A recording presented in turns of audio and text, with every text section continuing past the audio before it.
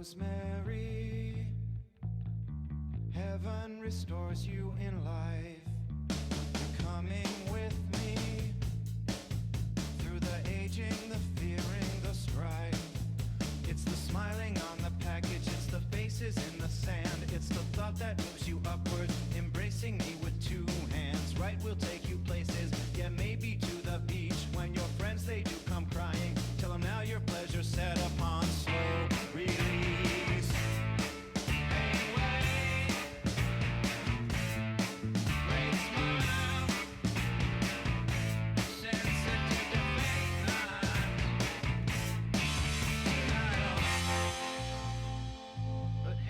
On trial.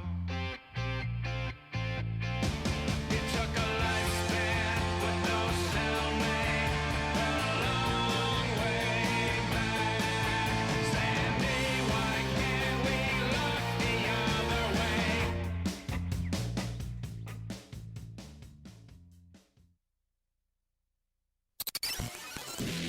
The Majority Report with Sam Seder. The destiny of America is always safer in the hands of the people than in the conference rooms of any elite. Sam Seder. They are unanimous in their hate for me, and I welcome their hatred. We must guard against the acquisition of unwarranted influence, whether sought or unsought, by the military-industrial complex. The Majority Report with Sam Seder. Ever get the feeling you've been cheated?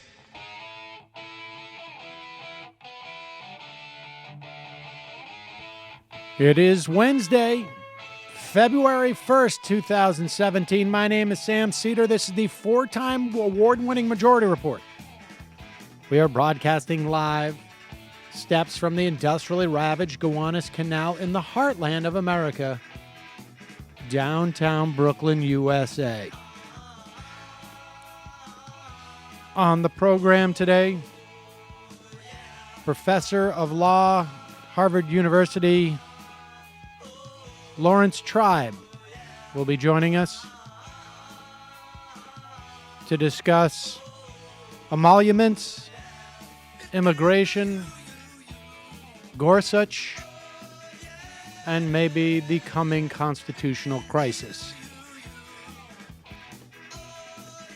Also on the program today, Trump picks Judge Gorsuch, far right-winger, to be his SCOTUS nominee.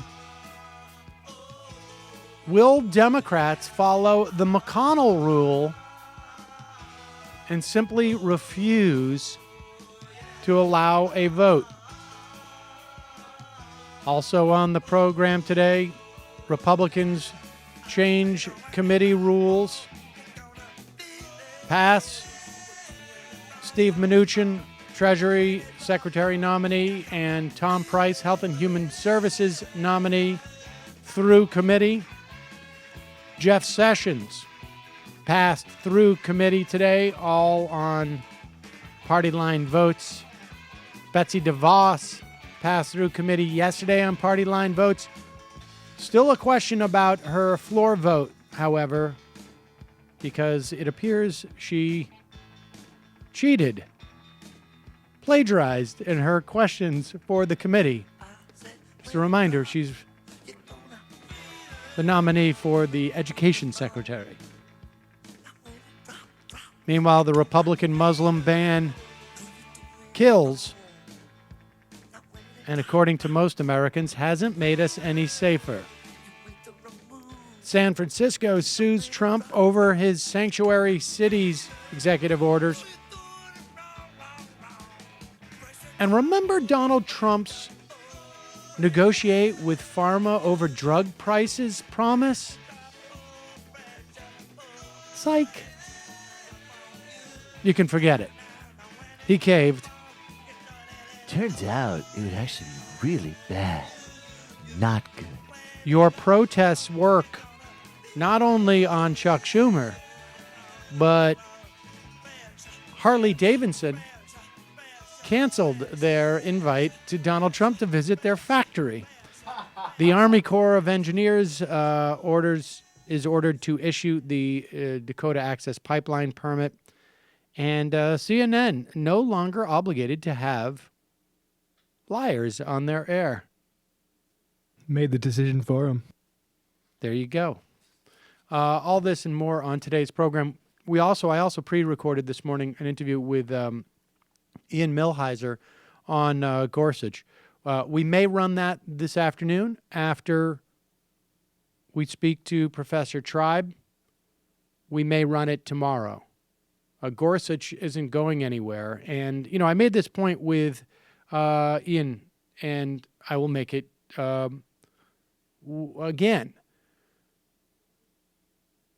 As far as I'm concerned, short of nominating Pam Carlin, and she's my favorite law professor who may have been a potential pick at one time or another. I don't think the Democrats should even contemplate. I don't even think they need to argue about Gorsuch's extreme corporate vision of the world. I think they simply need to follow the McConnell rule, which is the opposition party does not participate in the nominations of nominees. Neil Gorsuch, when he is put on the Supreme Court, because he will be, because even if the Democrats filibuster, Mitch McConnell will nuke the filibuster, and then they'll vote for him, will always have an asterisk next to his name. In fact, I think he should be called probably Justice Asterisk, because that seat was meant for a Democratic president to fill. Period. End of story. Nobody denies that. And Ian spoke quite well as to the implications of that. And I could even quote from Gorsuch a piece he wrote in 2005 as a lawyer. You politicize these things, and it begins to undercut the legitimacy of the institution of the Supreme Court. And if he, I was going to say if he had any integrity, they would have said, no, I'm not accepting that seat. let's don't get carried away. I'm not going to get carried away with that. And I will say, last night, I was at a protest in Grand Army Plaza, and there was anywhere from, I had to leave after about 45 minutes because Saul was getting a little cold. But when I left, there was at least 1,500 to 2,000 people there, I think. And supposedly it was continuing to grow. It was around the corner from Schumer's house. And I will tell you, Schumer's opinion about whether or not he should, they should filibuster sight unseen changed over the course of the day. Changed after that. I don't know if it was directly a function of that protest, but that certainly helped hammer home the point. Tonight, I'm excited, though. No protest, just a great meal. Not all ingredients are created equal. And thankfully, for less than $10 per person per meal, Blue Apron delivers easy-to-follow recipes along with pre-portioned ingredients, courtesy of over 150 local farms, ranches, and fisheries across the United States, right to your door. Less than $10 per person per meal. It is significantly cheaper than ordering in. And it's about 10 times more delicious, and you get to make it. And there's very little food waste, if any, because Blue Apron ships the exact amount of each ingredient required. You can make the meals in less than 40 minutes or less. Less than 40 minutes or less. You know that. This is what's coming in February. I'm very excited about these. Cashew chicken stir fry with tango, mandarins, and jasmine rice. Udon noodle soup with miso and soft-boiled eggs. Oh, God. Roasted pork with apple, walnut, and farro salad. Less than $10 per meal. And crispy barramundi, that's a fish, I believe, with quinoa and roasted carrot salad. I never even said meals like this. Like, I never even articulated this type of quality of food before we got Blue Apron. Check out this week's menu. Get your first 3 meals free with free shipping by going to blueapron.com/majority. You're going to love how good it feels and tastes to create incredible home-cooked meals with Blue Apron, so don't wait. That's blueapron.com/majority. Blue Apron, a better way to cook.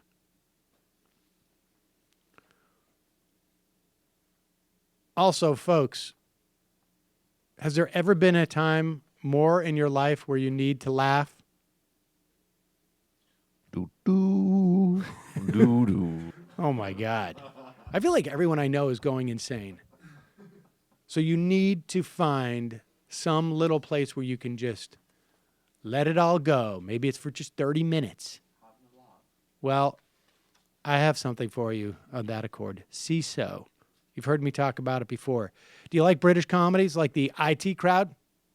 Maybe you prefer classics like 30 Rock and Parks and Rec.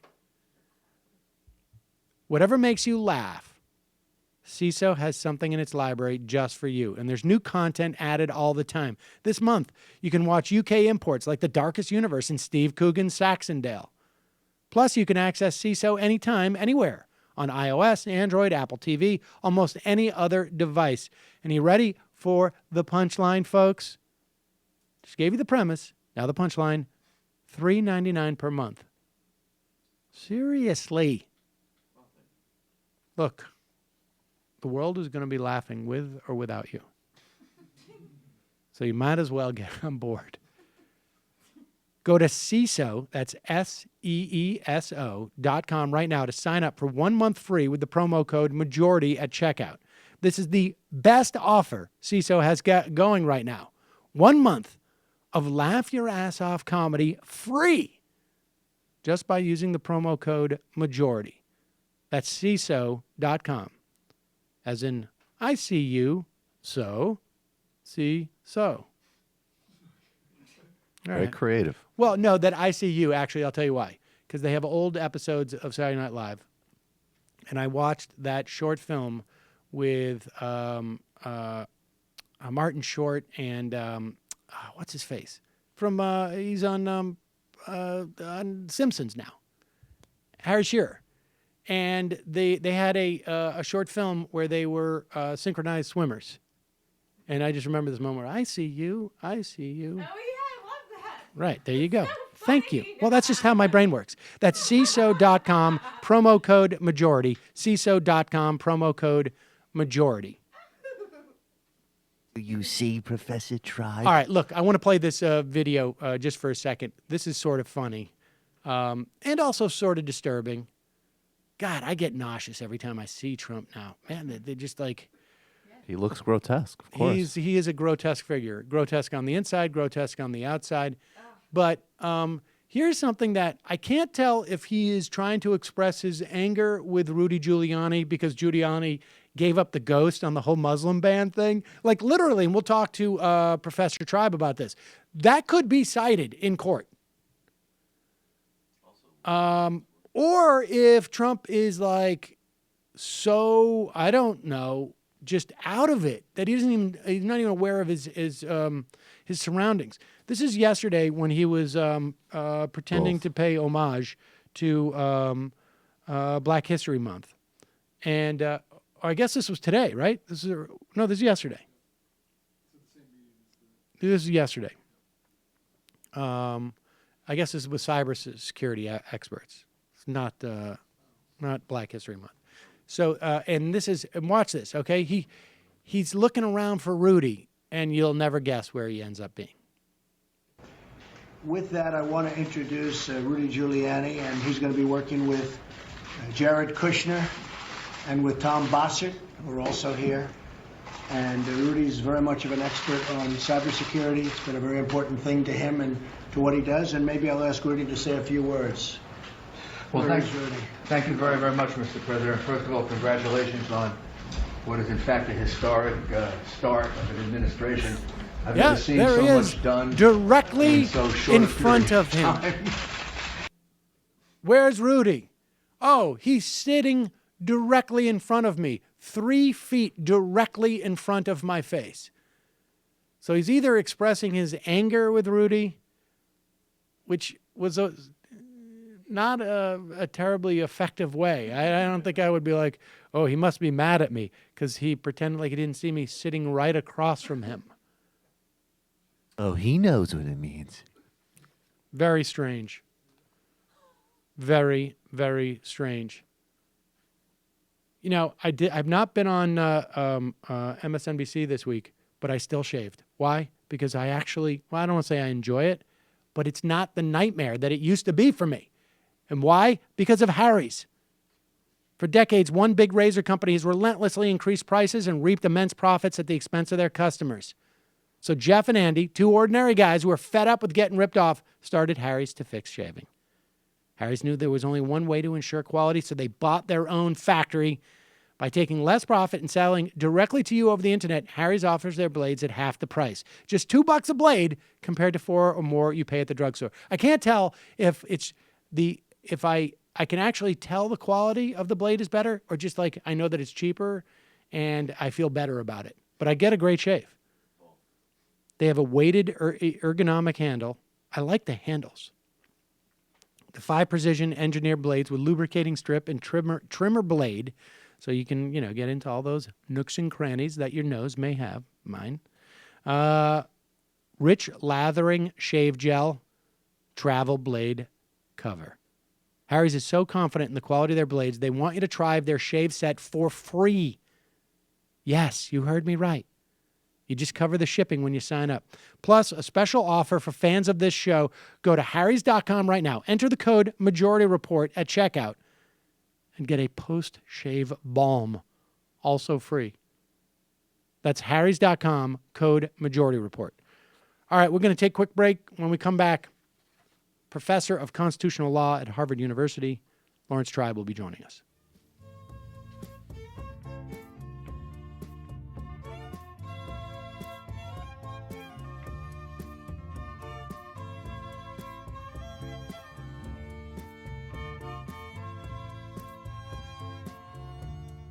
Jesus, don't cry. You can rely on me, honey. You can combine anything you want. I'll be around. You were right about the stars.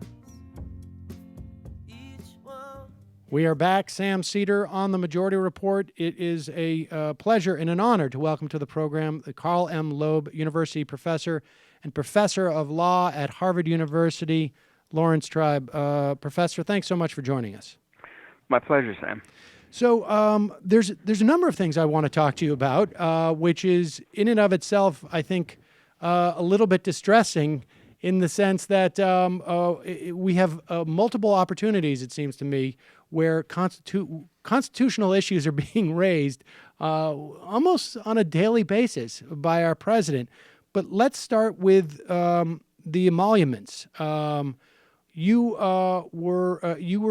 joined a suit against the against the president based upon his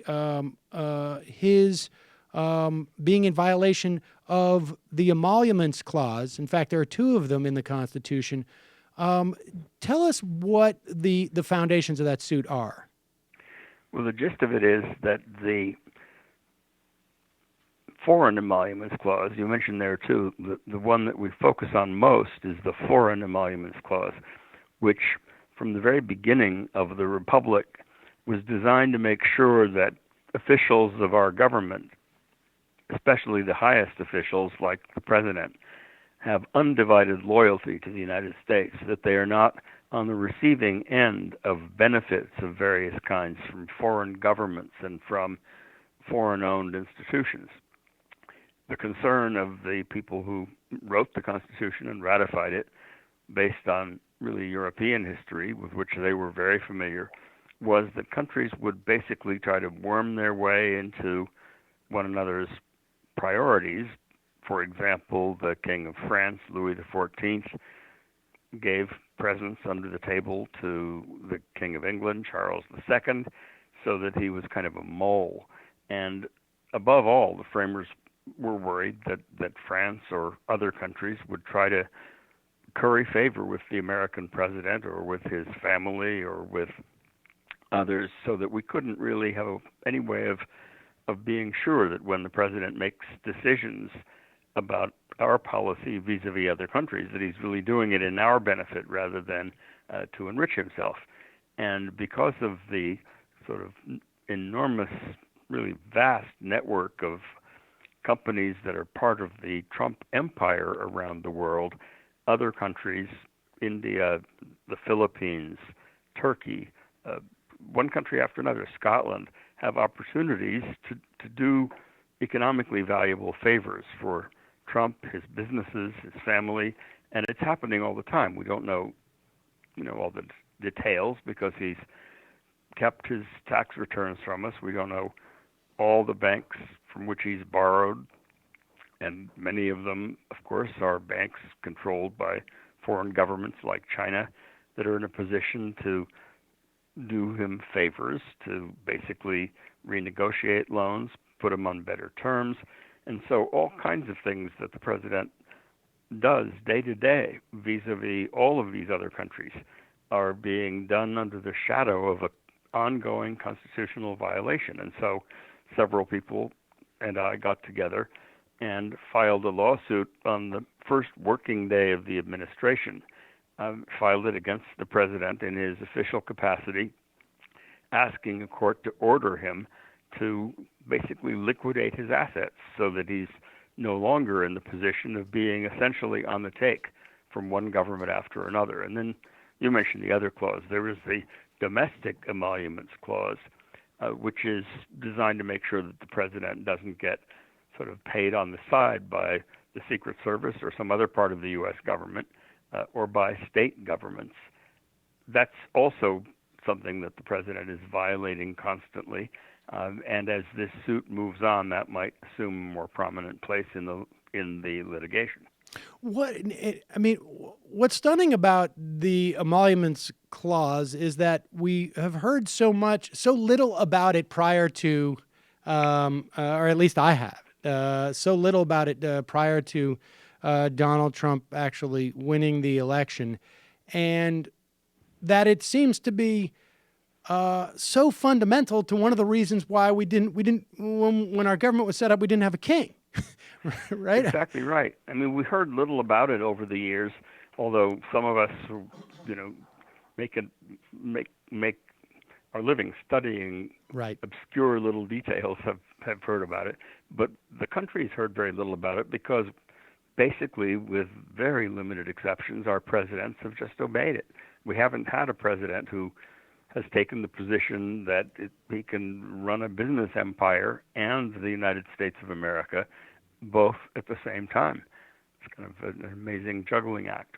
I want to sort of put a pin in that because it's taken us to the place that we may get to on with a number of other issues. It seems to be, which is what happens when a president does not follow the law.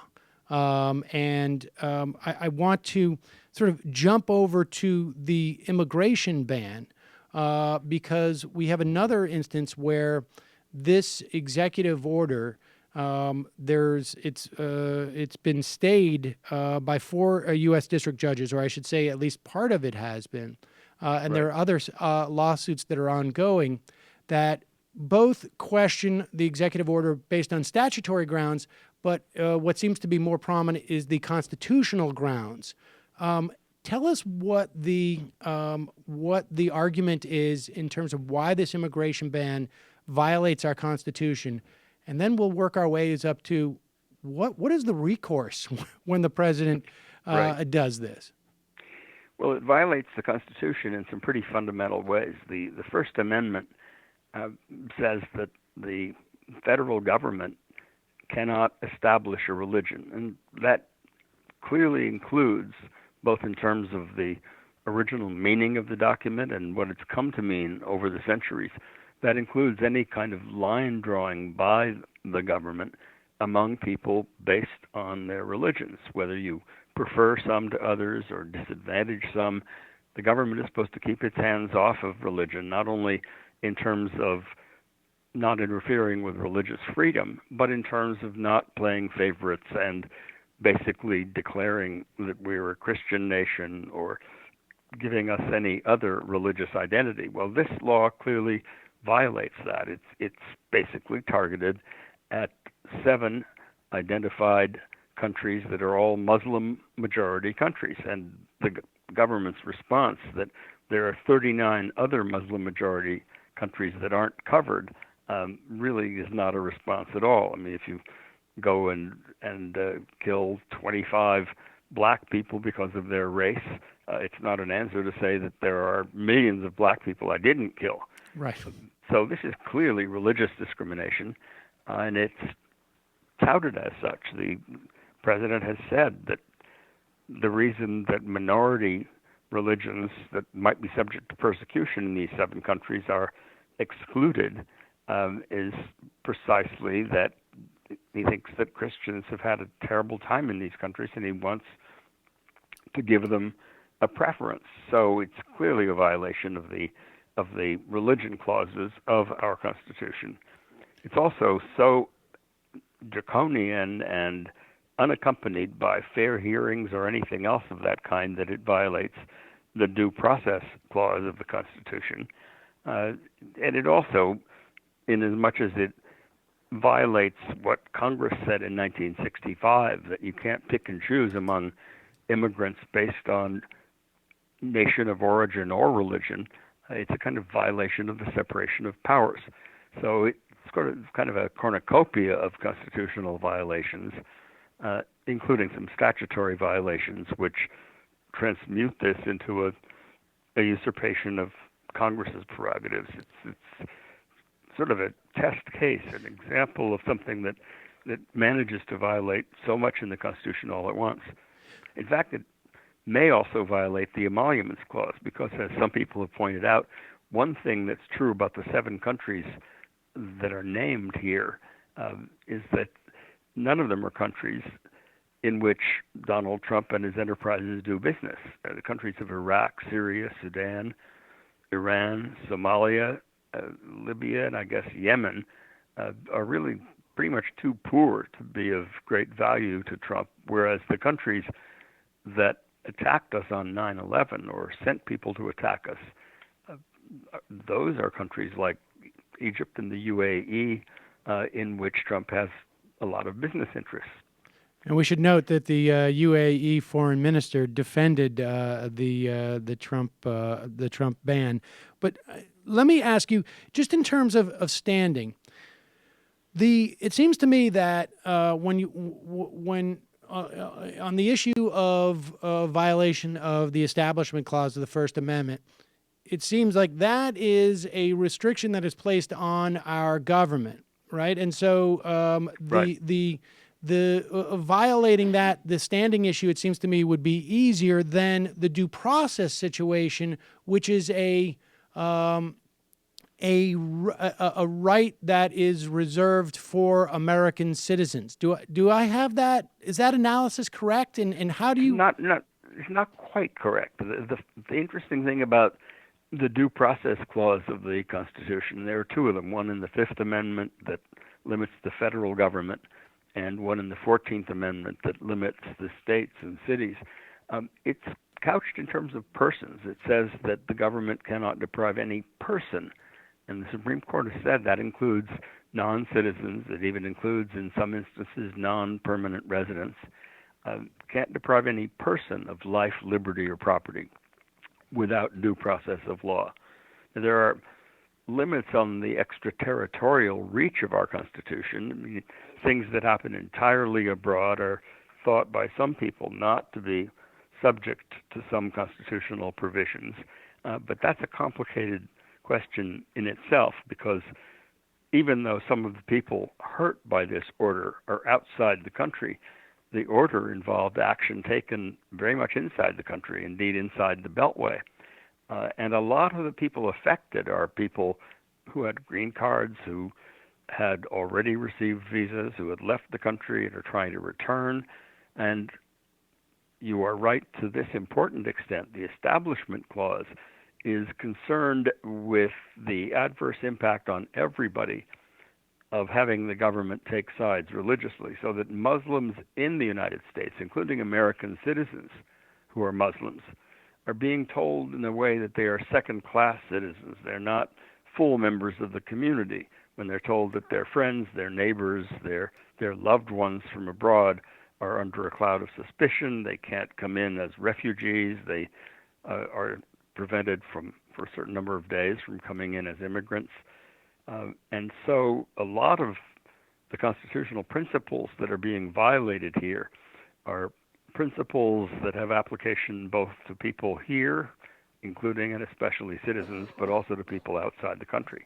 Would family members have standing too? I mean, there's a horrible story today of an American, I believe he's a citizen, whose mother was in Iraq, and he was she fell ill while visiting here, and he was trying to bring her, or visiting there, I should say. He tried to bring her back. She was not allowed. She ended up passing away. Would a family member have standing in that instance? I believe a family member would. The relationship that you have to your mom, your dad, your brother and sister, your kids, your lover, those are relationships that involve protected facets of liberty, protected under the Constitution. And when your liberty is infringed by having the government do something terrible to someone who's very much part of your family network, then you are injured in a particular way. You're not just a sort of a bystanding citizen with some ideological complaint. And so this takes us up to, one of the moments that we saw was these stays being issued, and at the very least, some slow walking of response by some customs officials to these federal judges' orders. I mean, broadly speaking, at what point do we reach a constitutional crisis? I mean, let's say a court does find in favor of the suit that you're part of under the Emoluments Clause. Let's say federal courts do find that this ban is in violation of the Constitution. Them and what army? I mean, what happens then? Well, Army is the right image, because remember that General then President Dwight David Eisenhower sent in the airborne to enforce a federal district court order desegregating the schools in Little Rock. When you don't have an administration that can be counted on to deploy military force to enforce the orders of courts, and you can be sure that Trump is not going to enforce the orders of these district courts, then you have a much more difficult problem. The courts don't have armies of their own. They don't have self-executing means of enforcement. They have to rely on the executive branch. And then when the executive branch is itself the violator, there's really only one remedy, and that is impeachment and removal from office. And that is what many people think this might eventually come to. And some people think eventually might be sooner than others believe, because everything is moving at just absolute lightning speed. I mean, we've as you said at the beginning of this conversation, I mean, the number of violations that this president manages to pile up in just the first week of his presidency is staggering. And impeachment is inherently a political process, and so to a large extent, it's going to be, we can almost say at this point that the president is serving at the leisure of Mitch McConnell and Paul Ryan. That's right. So they may one starts with the assumption that he's their guy, even though they didn't like him at first, and that they're going to ride his coattails as long as they're flying in the wind. But when they begin dragging, and when more and more people begin thinking, we didn't exactly bargain for this. We didn't bargain for things that just don't feel like America. then the fact is they might be happier with President Mike Pence than with the current guy. I think that seems like what everyone is anticipating. It's just a question of what that line is. But let's turn just briefly to the nomination of Neil Gorsuch, who I would imagine probably you taught.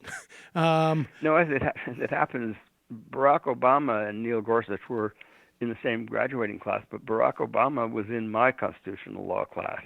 Neil Gorsuch was in another. I don't actually know who taught him constitutional law, but he certainly learned it well. He's a very smart guy, very, very learned judge, writes well, very thoughtful on all the, he checks off all the normal criteria for being a totally excellent appointment, just viewed in isolation.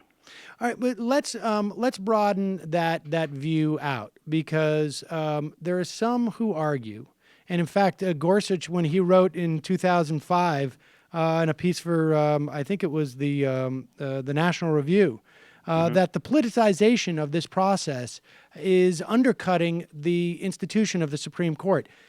It seems to me that Neil Gorsuch is the child of perhaps the most politicized move that we've ever seen in the context of the Supreme Court, which was the complete denial of hearings for a president for a year.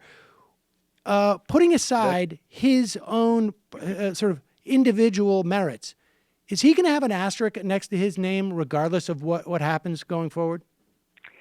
Well, in a way, every justice is going to have an asterisk next to his or her name in the future. I mean, it's hard to imagine a point in the future where the political warfare over every Supreme Court seat is going to be sort of less prominent than it is now.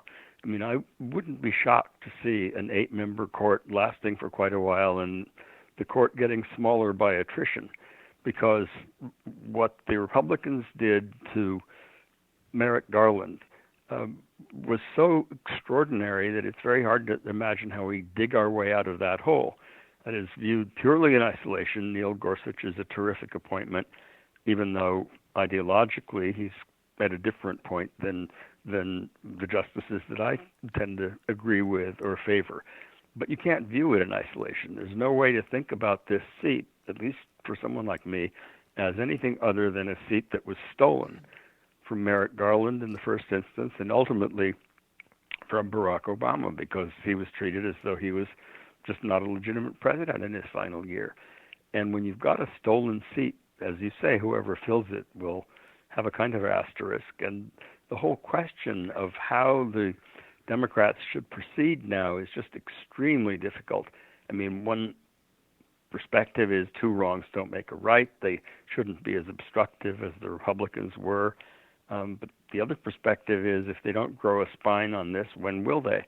The idea that perhaps they should give Neil Gorsuch a pass and not require that there be 60 votes, and that they can put up a fight next time if they keep their powder dry, when, let's say, someone more close to the center of the court, like Kennedy, leaves, it assumes there'll be any powder left at that point. Right. So it's a very tough issue. I know we just have just a couple minutes left, literally, but can I just ask you about one of my hobby horses over the past 15, 16 years, Sure. Bush v. Gore? Do you think that was the original sin? I mean, that has sort of in many ways led us to this point, both sort of from a political perspective and also sort of a legal/political perspective? Well, I have to say, first of all, I'm not exactly objective. Remember, there were 2 Supreme Court arguments in Bush v. Gore. I represented Gore in the first of the 2. That got punted down to the Supreme Court of Florida. Then David Boies represented Gore in the second. So I have a hard time being entirely dispassionate about it. But just setting aside the way someone like me might feel about how the court entered the political fray sort of full speed ahead, I do think you're right that it made a real difference in how things looked ever since. I mean, it's a kind of watershed in our history. It's not as though the court's prestige and popularity immediately plummeted after Bush v. Gore. In fact, it survived in the sense that people still have a kind of august feeling about that institution, feel better about it than any other major public institution except the military. And yet there is a shadow that was cast by the apparently partisan nature of the 5-4 division in that case, so that in more and more cases, whether it's Citizens United or the reaffirmance by an increasingly narrow majority of the abortion right or the 5-4 decision upholding same-sex marriage, people look more than they did 50 years ago, let's say, at the political party of who appointed the president, which president appointed the justices on one side or another. And when the court is seen by too many people as just a bunch of partisan hacks in robes, even if that's a mischaracterization, and I believe it is, I think these people try in the overwhelming majority of instances to be decent lawyers and call it as they see it, even if they're not happy with the outcome. When so many people begin to think of them as just politicians playing an arcane game, then the ability of the independent judiciary to stand up against constitutional infringements is undermined because its political capital is spent. And that's a dangerous thing for a country like ours. Professor Laurence Tribe, thank you so much for joining us today. I can't tell you what a pleasure and an honor it was for me to talk to you.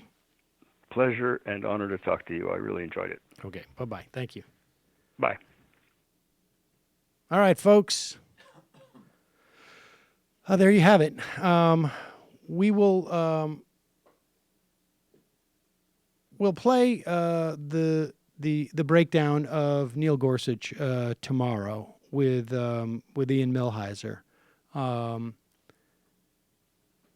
Like I say, in many respects, the value of knowing what Gorsuch record is to get a sense of really how this country is going to change over the next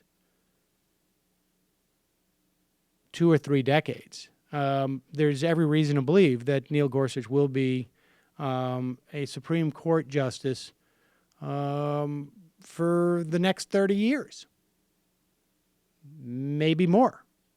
And he is extremely conservative. He is, by all accounts, very intelligent. Ian Millhiser described, and you will hear this tomorrow, that he is rather stealthy in attacking institutions or policies that he does not comport with. Just to give you a taste of his perspective, at least when he was a younger man, back, I think this is from his college yearbook? Yeah, at Columbia, as an undergraduate. He was the founder of the Federalist paper at Columbia. He was a member of Phi Gamma Delta. I know nothing about that, to be honest with you. And then his quote, his college quote, "The illegal we do immediately. The unconstitutional takes a little longer," by Henry Kissinger. You should also know that... Big league fucking quote, by the way. If you were one of those people who felt strongly about getting money out of politics, that route is going to be foreclosed and probably move in the opposite direction until you are collecting Social Security or have passed away. Collecting Social or have stopped Security. taking collecting Social Security and just join one of the millions of people who illegally vote after they're dead. There are other issues with Neil Gorsuch, but the primary force seems to be that this is a corporatist's dream pick. Stop trying to emotionally extort people at the Supreme Court. You mean just like Merrick Garland? So, No, I mean, right, I had those right. exchanges during He's the campaign. just like Merrick Garland. All right, look, I don't want to get too. I mean, there's a lot of anger. I mean, I've gotten multiple emails today, and we're going to go through. Look here, this is just the reality. We're going to go through a series of these. Not just when it comes to Supreme Court justices, but with each new policy, we're going to go through this, and we can't escape it. So let's try and sort of have a little fun with it. Can be so tired of losing. You may even get tired of watching the modern fabric of society completely torn apart. But I do hear, on a positive note for some of you people, that many celebrities are getting texts that they had not been getting before. So, look, the good news is, and you got to look for these things. They say every cloud has a silver lining. Obviously, I know. That lining can be really, really thin, but you should talk about it. You should not forget that it's not as big as a cloud. But Stein 2020? I think that it looks like there has been enough pressure exerted, and it really is the reason. Like, people were like, "Why are you?" I was tweeting out a little bit from the Chuck Schumer protest, and it was geared towards not so much protesting Chuck Schumer as much as bucking Chuck Schumer up and saying, "Do not vote to confirm any of these people." Letting him know where the momentum is. Exactly. And that's why this stuff needs to be kept up. And the more people who show up, like I say, you go out for an hour and it was fun. Saul was a little, cold and a little, I tried to shoot a video, but it was too dark. But at one point he was like, "Why are we going this way?" Like, he's now smart enough. I had him in the stroller, and he's now smart enough to realize, like, wait a second, we're not heading home. You can't. It's like one of those cab drivers. Where's like, Blue It used to be Apron? like in New York. Like, Yeah. if you pick up a cab driver, like before, like everybody had a map on their phone. You get picked up by a cab driver like 1985, and you say, take me, you're coming in from JFK or from LaGuardia, take me in. And like, they would just drive you everywhere. And now you're deported. I tried to do that with Saul. Yeah, is the point? As a savvy and kid, he huh? was just like, wait a second, we're not going. Why are we going this way? I don't see a string cheese scenario and No. blankie here. Right, exactly. Like almost literally what he said. He doesn't use the word scenario. Oh, He he's says precocious. He says sitch. The sitch. No, he doesn't say Like, that. look, Dad, we all hate Chuck Schumer. but the point He's a is- sniveling little prick, but I want blankie. The point is, let me get this piece here. Yesterday afternoon, Jeff Merkley came out and, on Monday, I should say. This is from Politico. On Monday, Senator Jeff Merkley announced his plans to mount a filibuster against any Trump nominee, vowing to use the Senate's tools to exact revenge for Garland's treatment. Later in the day, Schumer buttonholed Merkley to chide him on his comments, according to multiple sources familiar with the matter. While Schumer told Merkley that he had the right to demand a 60-vote threshold on the nominee, he also told him not to make the fight about retribution for Garland, those sources said.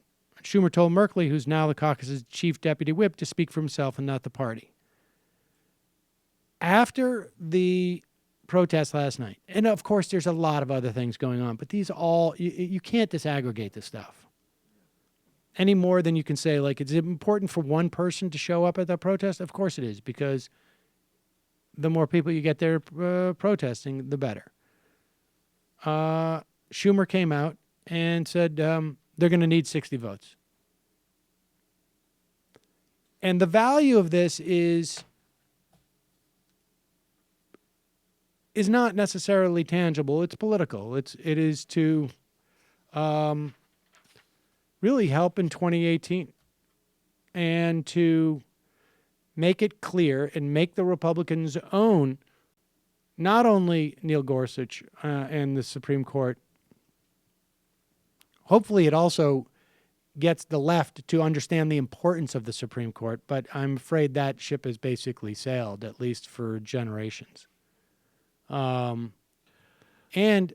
it also is important insofar as the more you can make Mitch McConnell own stuff, the better.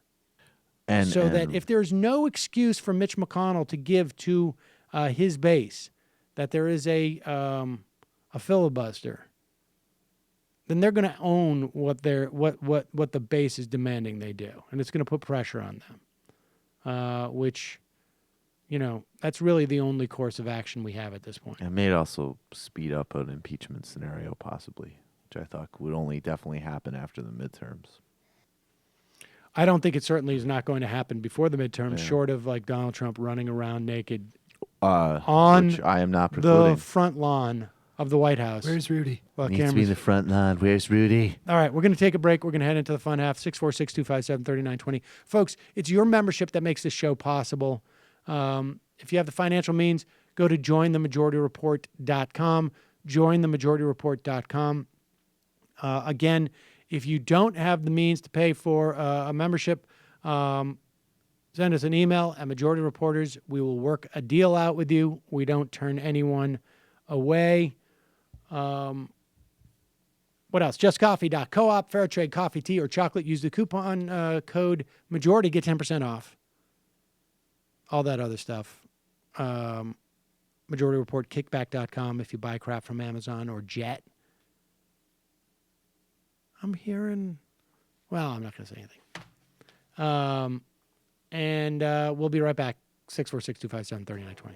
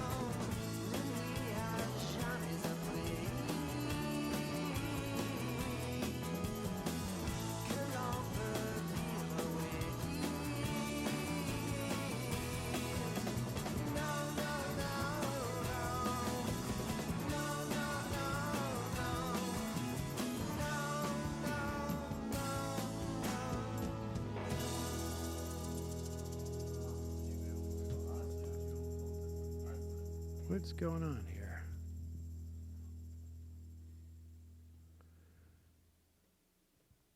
Oh, let me turn on the IMs, ladies and gentlemen. Where's Rudy?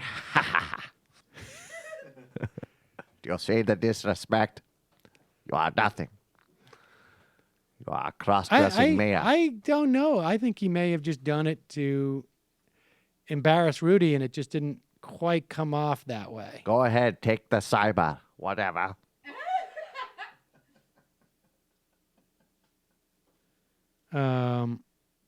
Wow. Oh my God! I just can't get over go it. ahead. Like I'm getting stories from like all my friends now are just constantly. There's a constant stream of text. The leader of the European Union put longtime ally the United States in a threat category on Tuesday, insisting that President Donald Trump is contributing to the highly unpredictable outlook for the bloc. Well, okay, maybe we put you on the threat category. Maybe we do that. I didn't think that was very fair. He's only been president for less than 2 weeks. Unfair. Wait a second. Are you doing? I don't even know who you're doing. Doing the channeling of Trump verbatim like through Trump, right-wing. Right-wing Mandela and Joey No Socks Joey simultaneously. No fucking socks is part of the whole fucking crew. Well, no. I am fucking Joey No Socks, Bane Mandela. Joey No fucking socks is totally said. He said it. It was unfucking fair what the Europeans did. And you know what? It's fucking true. You got to do a touch less hand to let it come. I was under the That was the impression- problem in the movie. I couldn't understand half of what that guy You said. couldn't understand him. Yeah, I did not. I knew that he didn't. I knew that he was whiny. He didn't like Batman. You know, it I was fun- under the impression, Michael, that right-wing Mandela became like best friends, or they're in some sort of symbiosis club with Joey No Socks. Definitely. And that right-wing Mandela is also a secret advisor to Trump. Yeah, That's he's what like I thought an was happening. Yeah, exactly. He's like I didn't think everyone was he's like a mashing up. I thought it fixer. was He's a just- fixer. He's a mash. He's give it back to you. He's Black Bannon. The people. Right-wing Mandela is Black Bannon. That's Joey what he No is. Socks is an advisor to Mandela, and Joey No Socks is in the room. I have He's a no fixer. doubt. I cannot. I have. Do you know how little it would surprise me, honestly, if the next story comes out? They were like, in addition to senior advisor Stephen Miller and strategist Bannon, Joey No Socks also formulated the new rollback of the Clean Water Act. I also have to admit, Sam, that I was wrong about your Bane impression. Thank you. where Thank you. I've been waiting for that. After the show, after the inauguration, where I just freaked out and I was like, "You sound nothing like Bane," and just stormed out. After you left that day, What Sam kept happened? doing the impression to me, saying, "This sounds like Bane." Wait. I missed this. What happened? Kelly got really incensed. She got pissed at your Bane No, impression? Yeah. I was. She got very it was upset. The Wow. inauguration. Were you channeling the YouTube chat? I think we all handled that day a little differently. I was Michael. reading the YouTube Yeah. chat in the Bane voice. And she No, said, I'm joking. And she, no, because someone on the. Look, I think we all know that my Bane is pretty good. So I don't think we need to even Well, I talk about realized it it anymore. after. I was like, I don't even know what he sounds like. Why did I just? I have no idea. I just No. was like, Sam, you don't sound like him. keeping You your sound eye on the nothing like ball. him. No Stop one it. sounds like Bane. Well, actually, you'll get a couple of fucking drinks and Bannon. They do a Bannon. Actually, wouldn't be surprised. There's a great story in Vanity Fair. I mean, I didn't want to get into this, speaking of Bannon, but there's a great story in Vanity Fair that Bannon is specifically dropping stuff on Friday afternoons to squeeze Jared Kushner out because he's busy with Shabbat. Haha. Enjoy Jew time, Kushner. So insane.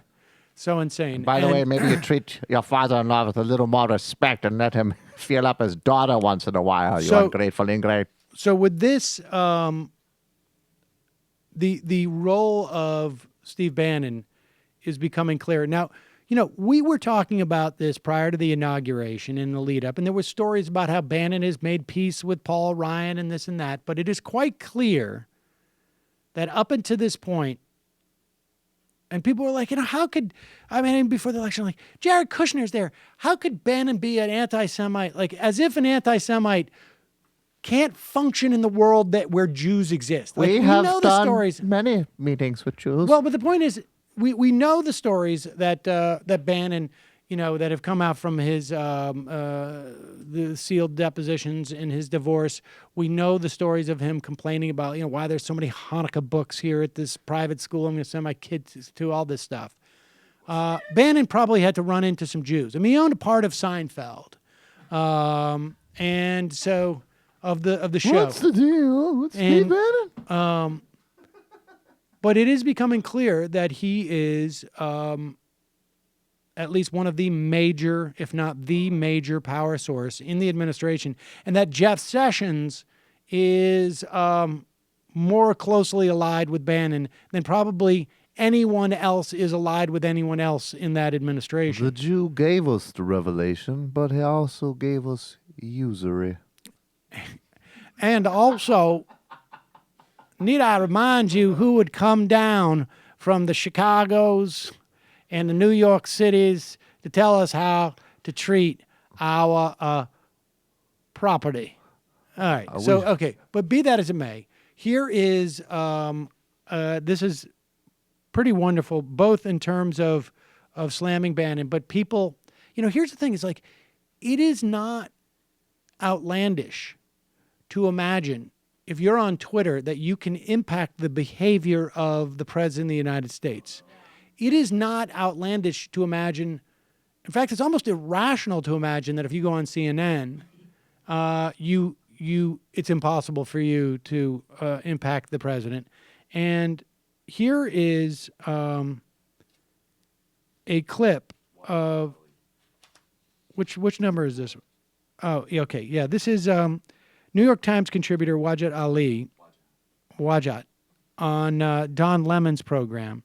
And he is basically trying to get under Donald Trump's skin. Maybe Donald Trump will see it, maybe he won't. But I think this is pretty good practice. And no one seems to take issue with it, which I also particularly enjoy because I've tried to do stuff like this over the years, and you get some blowback. What do you make of what's going on and all of the developments that have happened since this weekend? Well, President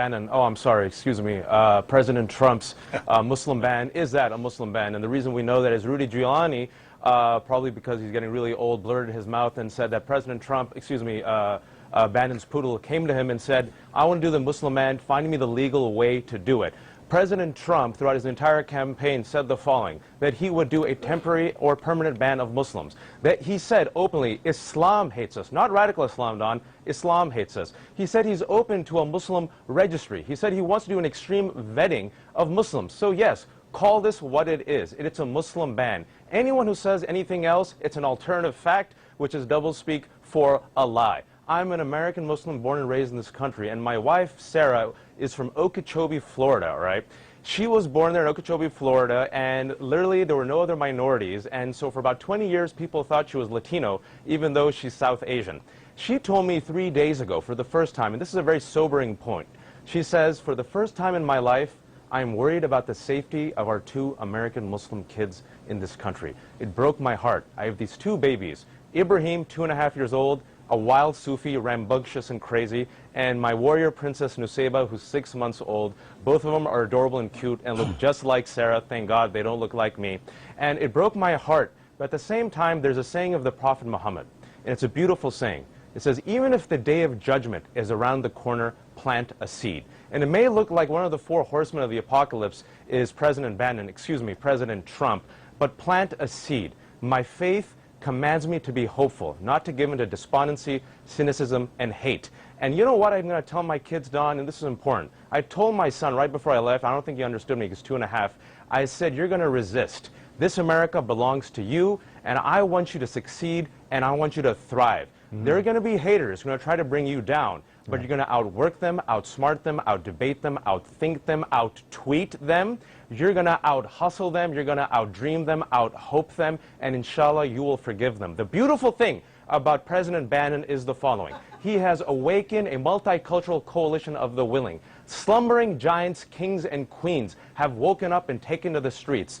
men of different colors, ethnicities, national origins, religions are out there saying, "Oh, we want to defend America, and we're coming for the crown, Steve Bannon, and we're going to take it, and we're going to win." And I've got to get to the break. Thank you very much. There you go. I mean, that's this is the type of stuff that people should be doing in every environment they can. Guess what, Steve? I think I want to double migration from Muslim countries. How about that? And you know what else? While you're at it, I just saw a meme from young Pope where the Pope gets his feet kissed. And I think we ought to do that. That might bring some grandeur back to the White House, starting with you. Steve, maybe, I don't know if maybe you should be taking a car. I just think that maybe a taxi would be better. You know, Steve, I feel like we should save money. Don't you think? Don't you think wouldn't that be good for the people, Steve? And you know, Steve, I'm just spitballing, but when we had the meeting with all of those great tech guys that do a great job, you know what I thought to myself? Not enough Indian guys running those companies. Sad. I mean, they're good at computers, right? And the Chinese, I mean, they're great at cyber. Shouldn't they be running more of those companies, Steve? I think we're all going to celebrate Shabbat from now on. Hey, I think Steve. everybody's going to celebrate Shabbat. So we're just not going to do anything on Shabbat. That's the way Shabbat is going to be the end. We're going to no Shabbat. Every day at 4 o'clock, we roll this thing up every Friday. Everything is rolled up. So all of those plans at stripping away birthright citizenship, Steve, they're not happening on Friday anymore because we're going to be at Jared's house celebrating Shabbat. How about that, Steve? Jesus.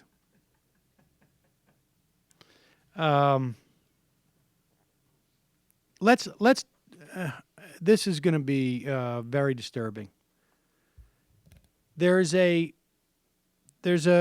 polls that are coming out, getting people's notion, seeing what the American public taking their temperature on this Muslim ban, and more than half of the American public doesn't have a problem with it. I think part of that is because they don't perceive that it actually impacts people. They're just not aware of it. Less than half think it's actually going to keep us safe. So there are more people who support it than actually think it's going to keep us safe. I'm going to leave it to you to do the math there, what that's about. But here's a story out of Detroit. And there's a story of a young child coming out of Boston, too. A burn victim who's separated now from his parents because of this ban. A 4-year-old child. But this story out of Detroit, I think, is, an example of the stories that are involved in this. Aside from it just being wrong, aside from it being counterproductive, there's also actually real suffering that it is engendering with people. They destroyed us. I went with my family. I came back by myself. They destroyed our family. Mike Hager is just back from the Middle East. He owns a business in Garden City, but he was born in Iraq, fled during the Gulf War, spent 4 years in a refugee camp with his family before settling in the United States. From 2003 until 2008, he served alongside coalition forces in Iraq as an interpreter and cultural advisor. He was even shot in the back there and survived. He's a proud American citizen whose family has now been torn apart. The immigration told us, the President of the United States, they put an order right now. You guys cannot go. On Friday, Mike, his niece, and 2 nephews were bringing his 75-year-old mother, Naima, home to Michigan from Iraq. She had been visiting family and fell ill. But at the airport in Iraq, his loved ones who live in the United States and have green cards were turned away. I was just shocked. I had to put my mom back to the on wheelchair and take her back and call the ambulance. And she was very, very upset. She knew right there if we send her back to the hospital, she's going to pass away. She's not going to make it. Sadly, Mike was right. His mother, who had lived in the United States since 1995, wasn't allowed to return home and died in her native Iraq. I really, really believe this in my heart. If they would have let us in, my mom, she would have made it, and she would have been sitting right here next to me. she's gone because of him. Mike referring to President Donald Trump and his executive order signed Friday, the one that kept Mike from bringing his mother home. There you go. I mean, I think there's other stories like that. I mean, I don't know how many there have to be until people understand the sort of the implications of this type of thing. Not a thought experiment. Yeah. Let's go to the phones. You calling from an 816 area code. Who's this?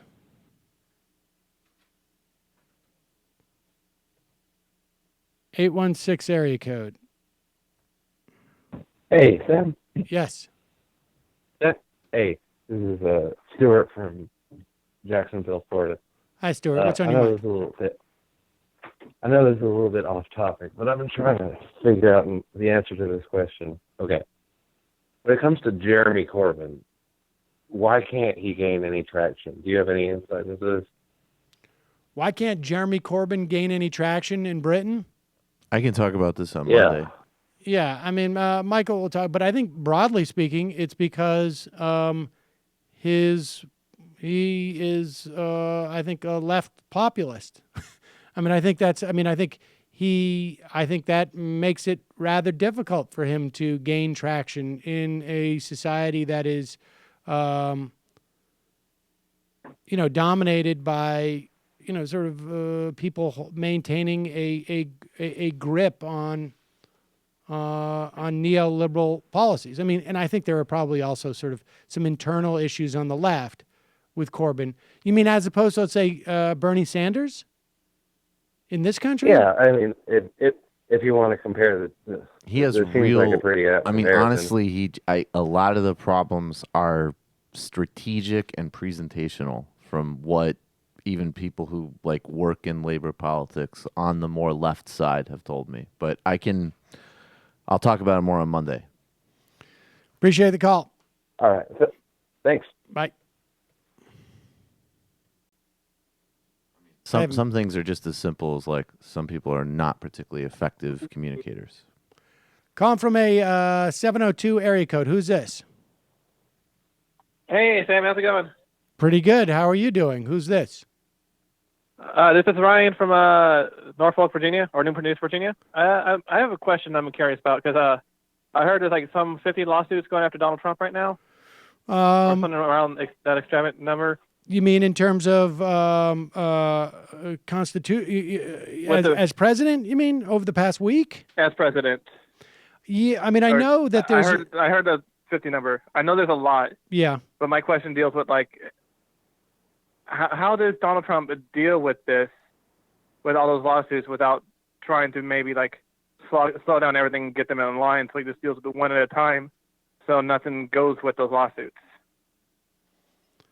Like, can he drag his feet with those lawsuits, but how many that's coming towards him? I mean, it depends on the nature of the suits. I mean, imagine some would be defended by the Department of Justice, right? And I imagine some might require his personal attorneys. So I'm not sure. What are you asking about slowing them down? Say that again. Like, because with how many lawsuits are coming after him, would it be like would they slow down because of how many they have to go through at a time, or would the Justice Department just get overloaded and overburdened? Well, the Justice Department's not going to be dealing with all. Like, I think the emoluments ones are probably his private attorneys, I would imagine. I'm not 100% sure about that. I don't think. I mean, the U.S. government gets sued. Is constantly, dealing with lawsuits. So, I don't think. I don't think that's an issue at this point. Maybe, but I don't think so. Right. I appreciate it. Thanks. All right. Thanks. Bye. I don't know. Maybe a listener will know better. I love Sarah Palin. Is it me, or did Trump just sound like he copied most of the speech last night about Gorsuch off of Wikipedia? Well, I not personally, but it was from Wikipedia. Alex Capp, I think I speak for everyone in the audience when I say we're happy you were practicing your Bane voice in the break. It needs work. CPW. I'm absolutely disgusted with how quickly the shooting in Quebec has disappeared from the mainstream news. How many times does the same story have to play out? Young white men become radicalized by the same websites, same corrosive ideologies, same conspiracy theories, wind up committing disgustingly similar acts over and over again. This isn't new, been happening for years. Charleston and the Gifford shootings may have been watershed moments, but what about the Planned Parenthood attack in Colorado Springs in 15, Jewish Community Center in Kansas, the police ambush in Vegas 14, 2011 fear attack, the IRS building plane attack in Austin, the George Tiller assassination. How many more to mention? Hayes and Maddow give it the most attention I've seen on mainstream TV, but it's fleeting at best and obscured by the news of the day. Patriot militia movement, white nationalists. They've spent the last 8 years realizing they all have common cause. Now they have their guys in the White House. If Alex Jones told his army, yes, army, to descend on downtown Chicago tomorrow to restore order for Trump, do you think his audience would hesitate? Your Bane kicks ass, by the way, brah. Thanks. Lord Byron, I've been listening to the show. Can you believe the audacity of Orrin Hatch? Yes. Senator Al Franken testimony against Sessions. Cruz, brilliant despite Cornyn's attempt to shut him down. Sessions floor vote, 2:30. Bertha, Jerome Corsi leaves WorldNet Daily to join InfoWars. Getting White House credentials for White House press briefings via Brian Stetler. Jones says he's assembling what's described as a nucleus of a Washington bureau based around our writers and investigators. He called Corsi a real thoroughbred of journalism. Oh, my God.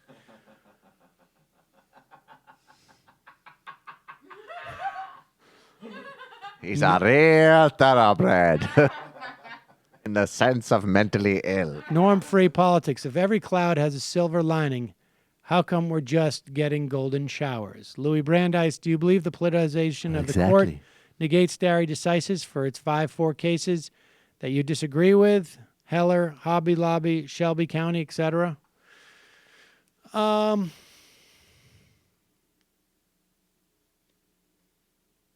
That's a good question. I haven't really given it. I haven't really thought about it, to be honest with you. I mean, I think.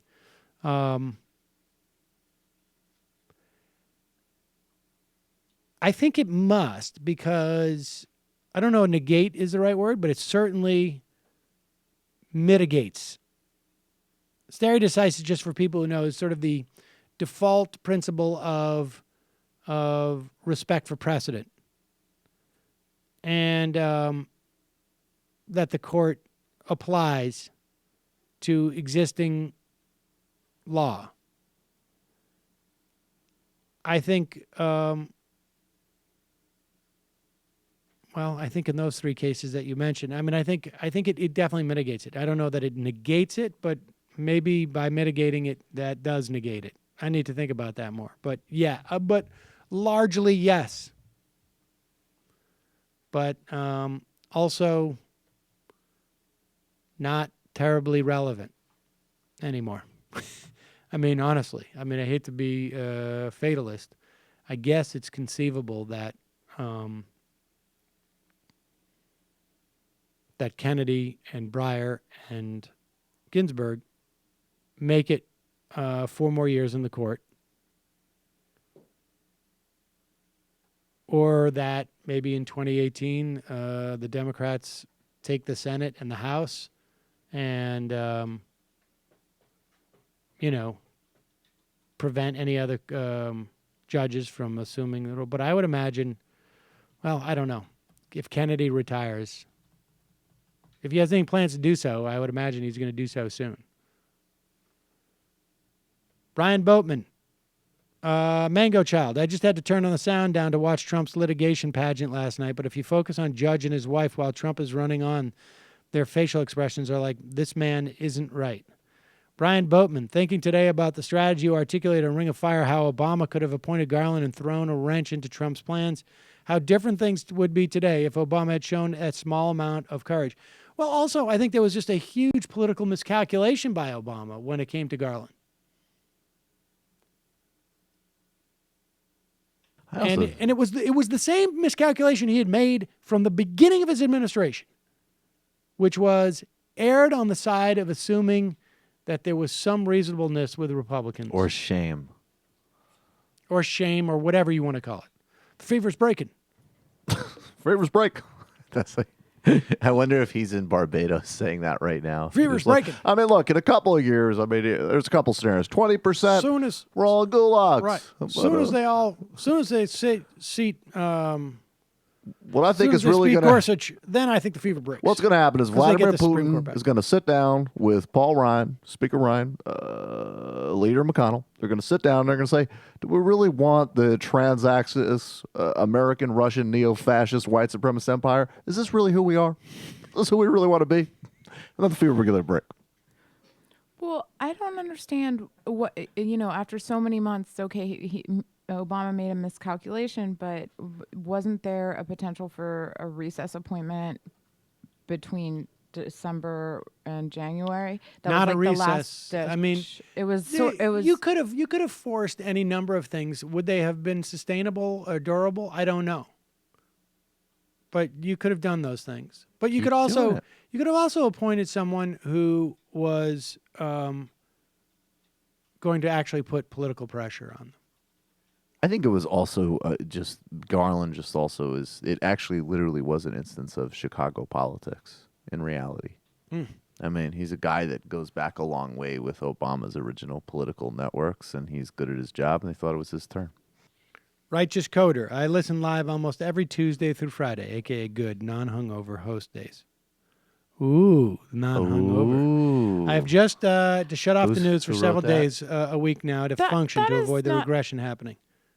Michael looks more red on camera. No, that's not what they're talking about. He missed the Friday show because he was hungover. Oh. To avoid this regression happening, is this how conservatives felt during Obama and hearing about progress? Also, is this how conservatives feel while watching their wives be with a black stallion? Colleen, can you explain why Price is not being investigated for insider trading? No, I can't. I can. I can't. It seems to me it's not just that he should be. Maybe he is. I don't know. But, I mean, does anybody really believe, for instance, that he didn't know that his financial advisor just coincidentally bought the one stock that could benefit from legislation that he was going to introduce and pursue rigorously 2 weeks later? I mean, how many stocks are out there? That like Tens of thousands. I mean, literally tens of thousands. I have no idea. Maybe it's thousands. Maybe it's tens of thousands. Maybe it could millions. be a gajillion. But he would have a better chance at winning the lottery, I think, than that happening by coincidence. It's like it's like, I won the lottery after talking with the commissioner of the Georgia State Lottery. Whoopsie daisy, what you know. 5 people keep trying to besmirch me like that. So Just cynical. because my daughter is the one who pulls the numbers out of the container and puts them on the thing, everybody's all like, how did you get that? How did you win 6 weeks in a row? Frankly, I resent the implication, Senator Warren. Look, I can explain this. The number 6 is my favorite number. The number 7 is a number over number 6. The number 3 is one that's 3 less than 6. That's how I picked it. Exactly. I didn't want to go with something you'd expect. Cat. Hey, guess what? White House website has the word person changed to citizen for the 2nd, 4th, and 5th Amendments. Only lists 10 amendments. Go to Constitution link. Scroll down. That's insane. Going after birthright citizenship. It's coming. Yeah. Also, please look at National Geographic's haunting photos show where refugee children sleep. Oh, God. History beats politics. Trump's behavior and governing style is similar to what is described in Machiavelli literature, specifically The Prince or Hobbes' Leviathan. Flood action and your agenda so quickly that resistance and established laws cannot challenge the rise of dictatorial new order. Scary stuff. Love the show. Chucks and Hi Kelly. Thames Darwin. Sam, your spook friend about Alawaki's daughter. Ask your spook friend about Alawaki's daughter. Maybe she was carrying arms and a member of the militant group. We all made the same joke. Girl Scouts don't count. Asparagus-free whores. Why don't the Democrats trade Gorsuch for a rule that says the Senate has to hold hearing for future nominees within 30 days of nomination, or some other way of preventing what happened in 2016? Bad idea. You going to make a deal with them? What are they going to do? Are they going to pinky promise? Yeah. Oh, pinky swear on that. Yeah, sorry about that. We changed the rules about deals. Yeah, we did. We have a new rule. Ben, why don't you explain that? We actually had our toes crossed during the deal-making process. That also applies. Calling from a 206 area code. Who's this? We are so hapless. Hello, this is Gary from Seattle. Barry, how are you? Gary. Gary, what's on your mind? So I wanted to call in and express some frustrations about the DNC. Why? chair Why? race. What would So, you be? What? Possibly what? You're funny, Sam. Anyway, so That's exactly what you and your establishment friends would say. I'm sorry. Go Exactly. You want war with Russia, obviously. Anyway, so apparently, and there have been a few articles on this, and this is coming from a former DNC chair, like something Fowler, I forget his first name. Richard. But apparently it costs like 6 digits minimum to sort of run this race. So even like the random people who I have no idea why they're running, like that Fox News analyst woman, I forget what her name is. They're raising like 100,000, 500,000. Apparently Tom Perez has raised like over 800,000 for this like logistical, mostly, frankly, meaningless position. And meanwhile, you have like the Republicans, and I mean, obviously raising money isn't everything, but they're simultaneously organizing and raising money for all these important races happening in 2017, 2018. So I don't really get why Democrats think that they have all this sort of time to burn for this one. The idea that it's taken this long to hold this election is just absurd to me. I mean, I think it's like not happening for like another 2.5 weeks, and it's absurd. I would imagine the reason why the candidates are raising money is to prove that they can raise money to the rest of the party. I mean, it's only like 440 people who vote for this thing. Maybe it's like 450. Yeah. And yeah, no, it's absurd. It's absurd. This should happen much quicker. My sense is that the Obama administration pushed Tom Perez to do this. I don't know why. Maybe because they want, they're starting OFA up again. Maybe they want their guy in charge of the DNC so that they can coordinate better.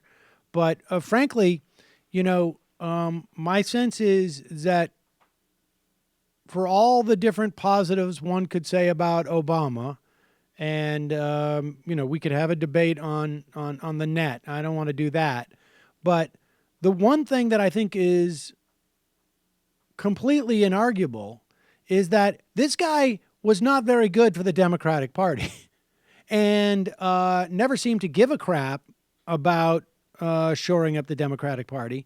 And if he did, he was completely incompetent at it. So if there's anybody who's been disqualified, it seems to me, about determining the fate of the future of the Democratic Party, it would be Obama and his operation. Happy to have him, get out there and, say fired up and all that They stuff. really have to ask themselves, is this who they want the Ku Klux Klan to be? Right. Is this fundamentally who they are? If he wants to moralize and tell the KKK they should look in the mirror and be embarrassed by themselves, that's all well and good.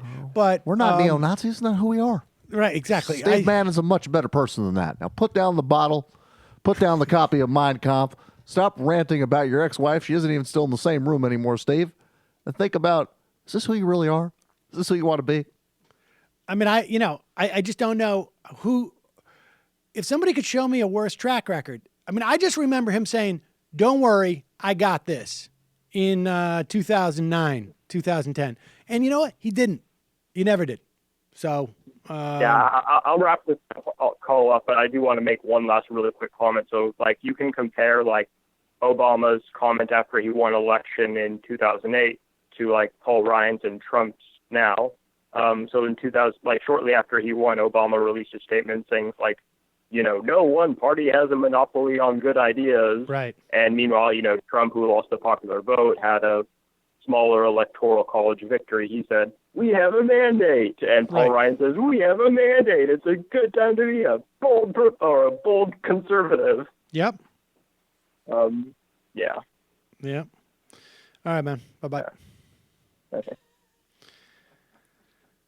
I mean, yeah. Some people think that I'm human. Other people don't. Let's try to carve out some common ground. Right, exactly. Richard Spencer should ask himself, is this who he really wants to be? Want a cup of hot cocoa? Now that he's been knocked in the face, I'm sure we're going to see a different Richard Spencer tomorrow. See a different Richard Spencer. Is this who he really is? Is this who he wants to be? Except, I will say, unless President Obama's name is personally on the ballot, then there's a little bit of like, oh, no, wait a second. Fuck that. I'm going to win. Right. Mitt Romney can get his nuts cut off for all I care. I'm trying to get reelected. So speaking about the ability of the Democratic Party leadership as it stands now to engage voters, here is a CNN town hall that took place last night, hosted by Jake Tapper. I'm going to concede that I did not see any of it except for this clip, which made the rounds, in part because it is so unbelievably tone deaf of Nancy Pelosi and indicative of a lack of awareness, I think, that exists in some corners of the party, maybe not corners, maybe straightaways of the party as to where its votes will be coming from in the future, if it gets any. Now, Nancy Pelosi, it's true, is just not, it's not her a primary responsibility for this stuff, but she should be able to figure out how to handle this better. I mean, come on. This is a kid named Trevor Hill, who, NYU? Did you go to school with this guy, man? No, I was a grad student. Okay. Were you his TA? Here is Trevor Hill asking Nancy Pelosi a question. And apparently Trevor Hill was told he could ask one question, and he decided to ask a different one, which I also appreciate. Good evening, Congresswoman. Thank you for being here, and thank you for taking my question. I was originally slated to ask a pretty soft question, but given the dire circumstances, I'm so sorry, Mr. Tapper. Given the dire circumstances our country is in, I wonder if you'd indulge me in a little bit more of a serious question about the future of the Democratic Party.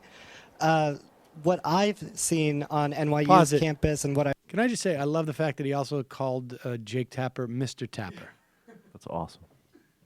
I've seen in polls all over, in CNN even, a Harvard University poll last May showed that people between the ages of 18 and 29, not just Democrats, not just leftists, 51% of people between 18 and 29 no longer support the system of capitalism.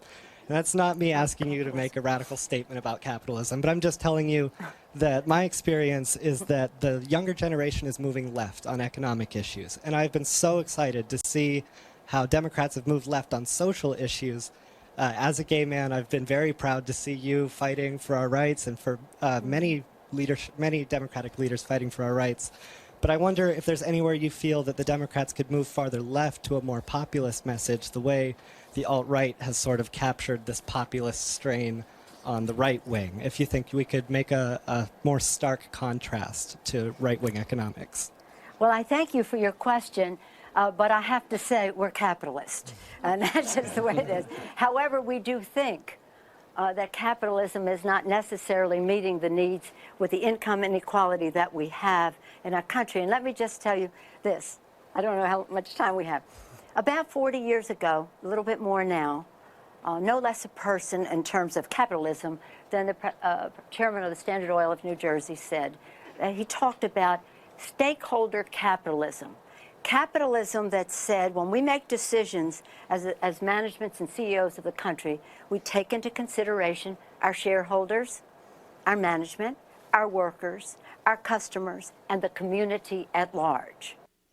And she goes on to talk about how income disparity has increased. Largely, I think, with a similar framework that that Bill Lozonic, that guy from UMass, has talked about, not in the same amount of detail. Which is all well and good, but I think there's a bit of a tin ear here. It seems to me. A bit. And she's not even really answering the question. I think, look, it is the case. I mean, the Democratic Party is a capitalist party.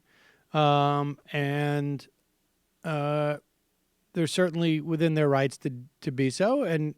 But I think you can answer that question without having to say, like, that's just the way it is. I think you can simply say, you understand why 51% of 18 to 29-year-olds feel that way, because capitalism has largely failed them. And you can say there's specific reasons for it. I mean, you get judged on that. But I'm even talking about I don't anticipate, Nancy Pelosi giving a Marxist critique of our economy. But That's I do why think wages here, what they do is they hide the real relationship between labor and profitability. That's what the capitalist bosses do. And I think you have a sense of this, young man. But I think that there is like a real failure to reckon with what particularly younger people are going through. I mean, I think, my generation is probably the last generation in many respects to I think my generation had it largely much easier. I mean, we had the 87 when a lot of people came out of college. There was a crash that hurt people for a number of years. But, many of us had the 90s. I mean, my trajectory was sort of different. I mean, because I was in show business, and show business always seems to be doing okay. But I think, though, that she failed to, she did fail, as you're kind of getting at, the I feel your pain test, right? Yeah. And then also, what I think they're not getting to, and it doesn't have to necessarily be anti-capitalist, but it is going to need to be at the very least robustly liberal or social democratic, that what he said was so important, that in the younger generation, there isn't that split of like, you just see justice issues across the board. There isn't this like binary of like, well, I really get the urgency of marriage equality, but I don't get the urgency of people getting out of student debt or dealing with income inequality. That's a completely different issue set with younger people, and she'd still really seem to not get it at a structural level there. Yeah, not good politics, bad politics. And not good policy. Right. I mean, it isn't, because even you could take the Bill Lozonic language or the frame and actually present it at the very least of like, we need to completely reinvent capitalism because it's been corrupted into an oligarchy. Like, even if you're going to make that argument, you got to make it much more proactively and aggressively. Like, we have, and also just sort of say, like, we need to get back to the point where we have benevolent CEOs. Well, that's really what we need to do. I think what she really moved the younger member, I noticed myself that when she mentioned the oil industry guy from the 1960s in New Jersey, I was like, oh, okay, all right, I think this woman gets where I'm coming from. Exactly.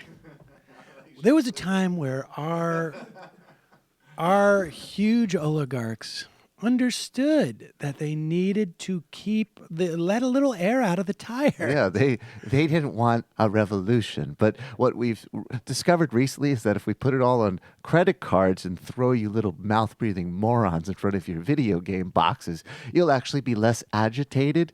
But it's kind of come and bit us in the ass because now we have a fascist president. So we'll try to do some stuff with stock dividends. Next question.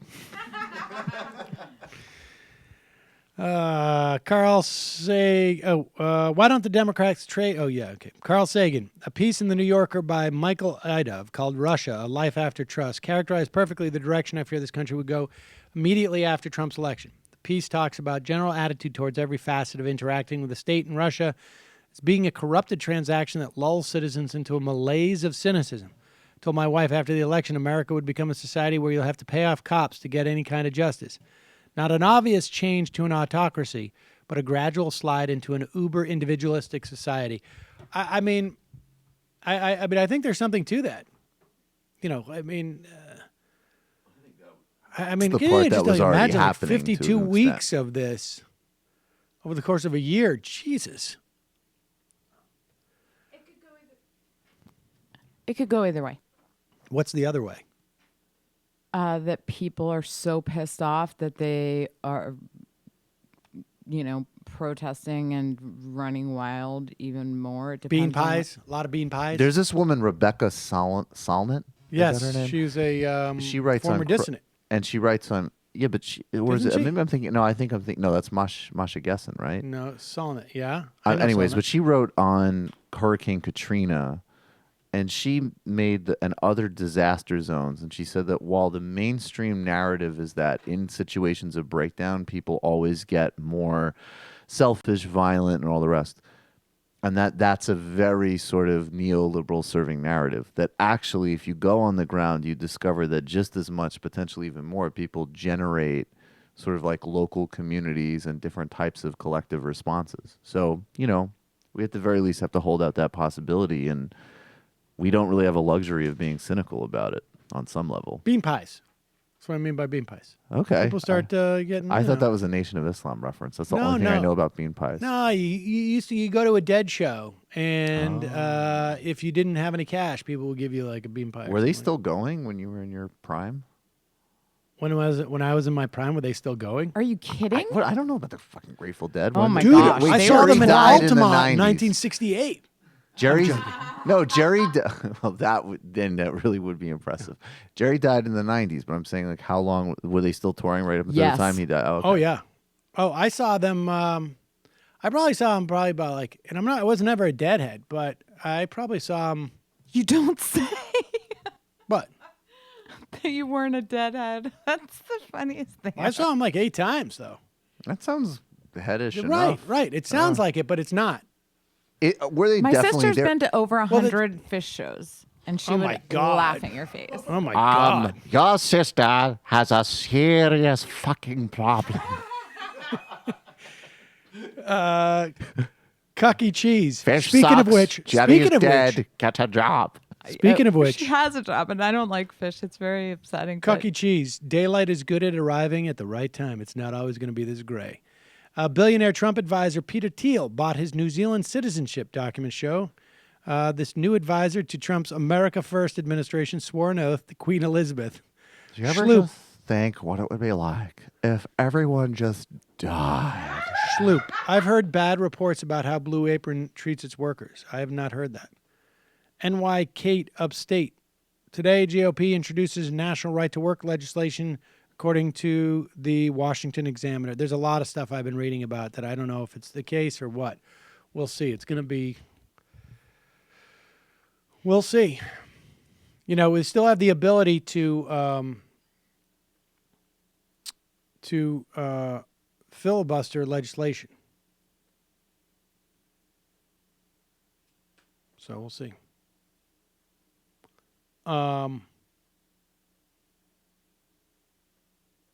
Do we have the ability to filibuster legislation? They haven't gotten rid of it yet, have they? I don't think so. I'm turned around. 509. You're calling from a 509 area code. Who's this? Sam, this is Ronald Reagan. Hello, Ronald Reagan. I wanted to say I negotiated the unblocking of Jay Tingle by Andy Kemmler on Twitter a few weeks ago. So Congratulations. Can I get That's a lot of people have Can been. I get I'll give you a horn. Yeah. Attorney mediator. Like Tom Shout out Hanks to, in Bridge of Spies. It's just like that, actually. I wanted to let you know I went to ICE yesterday and talked to an officer who's usually pretty open, and he says it's a total mess. They haven't received any guidelines at all, but they're in, quote, arrest mode. And just to give a quick example, I think sometimes it's good to have like concrete examples of how things are going to change. I have probably We should wait. Let me just, Ron Reagan. Let me just say, we should say that you're an immigration lawyer, just so that yeah, for the few people who aren't aware of you. Yeah. I've got probably like a dozen clients who have old deportation orders from like maybe the late 90s, because there's a popular scam in the immigration world where you take somebody who's undocumented and you file an asylum application for them. And what will happen is they'll get a work permit after a few months, and so they think that they've got papers, but the asylum application will ultimately be denied. They'll be referred to immigration court and they'll be ordered deported. So these people get strung along for a few years, and then they end up with a weird old deportation order from 98 or 99. And under Obama was bad on immigration, don't get me wrong, but a lot of these people, most of these people were allowed to stay because they're not, under Obama, they weren't enforcement priorities. You know, I'm talking about like single moms with like 3 kids, and the kids are all born here and in middle school or whatever. They've got their lives, and people with 0 criminal history, and their removal order is from some, you know, BS scam from literally 20 years ago. And so I was talking to this officer yesterday, and he's like, well, yeah, those people are now going to be priorities. And we're going back to the era of, 2004, 2005, where we just go to people's houses and we arrest 10 or 15 people and sort of sort it out afterwards. And because they don't have bed space, they're going to start using more ankle tracing or ankle monitors, bracelets that people have to wear, which you have to like plug into the wall and charge while you're wearing them. I mean, they're pretty onerous things to have to wear. And by the way, like the company that makes those, I believe it's Geo, or another company that's also invested in private detention. And so, I mean, yeah, Obama was bad, but this is far worse. I think it's crazy the speed of things. You know, a week ago I couldn't believe that the president was signing an executive order that was resulting in higher stock prices for himself. That seemed like such a huge deal. And we just can't even keep up with it. Yeah.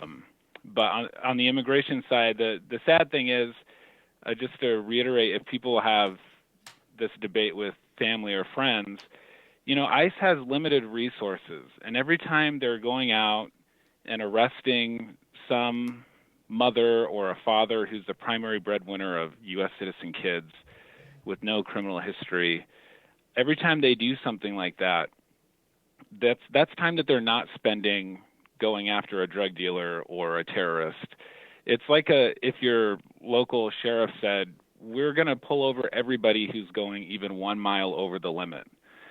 And yeah, they're going to give out a lot of tickets, but driving would actually get worse, and you're going to see more, people Right. getting away with reckless driving and things like that. And so it's clear to me that these types of enforcement efforts have nothing to do with security. They have nothing to do with safety. It's all about a kind of ethnic cleansing. I mean, that sounds pretty extreme, but the more stuff that you hear from Steve Bannon, the more clear it becomes that this has to do with racial purification and getting out people regardless of the security risk, regardless of their contribution to the community, but people who aren't like us. And so I don't know. I like to talk about the example of the police. We don't want the police pulling over everybody who's doesn't use their blinker necessarily, or signals too late. We want them to be able to make those decisions and go after people who are really causing problems in the community. But now they're going back to this sort of random type of enforcement that is going to be really detrimental, I think, to a lot of communities. But anyways, that's more bad news. But the Jay Tingle thing, that was cool. So well, at least you got that going for it. I mean, maybe. I nailed that one. I got to be honest. Well, we can see your skill as a. That guy is relentless. All right, I appreciate the call. He is like the Thanks, Stasi. guys. Bye. Ronald Reagan, ladies and gentlemen. I think states need to start figuring out how to reject sending federal dollars. Well, that's what California is talking about. Yeah, they got to do it. And New York needs to get on that. That's Nate. Comrade Biden, I fight the mundanity of demanding low-wage manual. I fight the mundanity of demanding low-wage manual labor job by sending Sam fake emails filled with dumb left talking points and anxiously await an on-air response. Time is now, man. It wouldn't be hard to do that at all. Love and theft. Remember when you were advising frustrated people that it would take up to 6 months for people to wake up? It was like 6 days. President Bannon is funny. The Ryan Pence administration is more effective. If capitalism is to be laughingly conceded, why would it need defense? Doniak, you need to a GoFundMe to create a Majority Report animated short, The Mandelas. All right, let's. The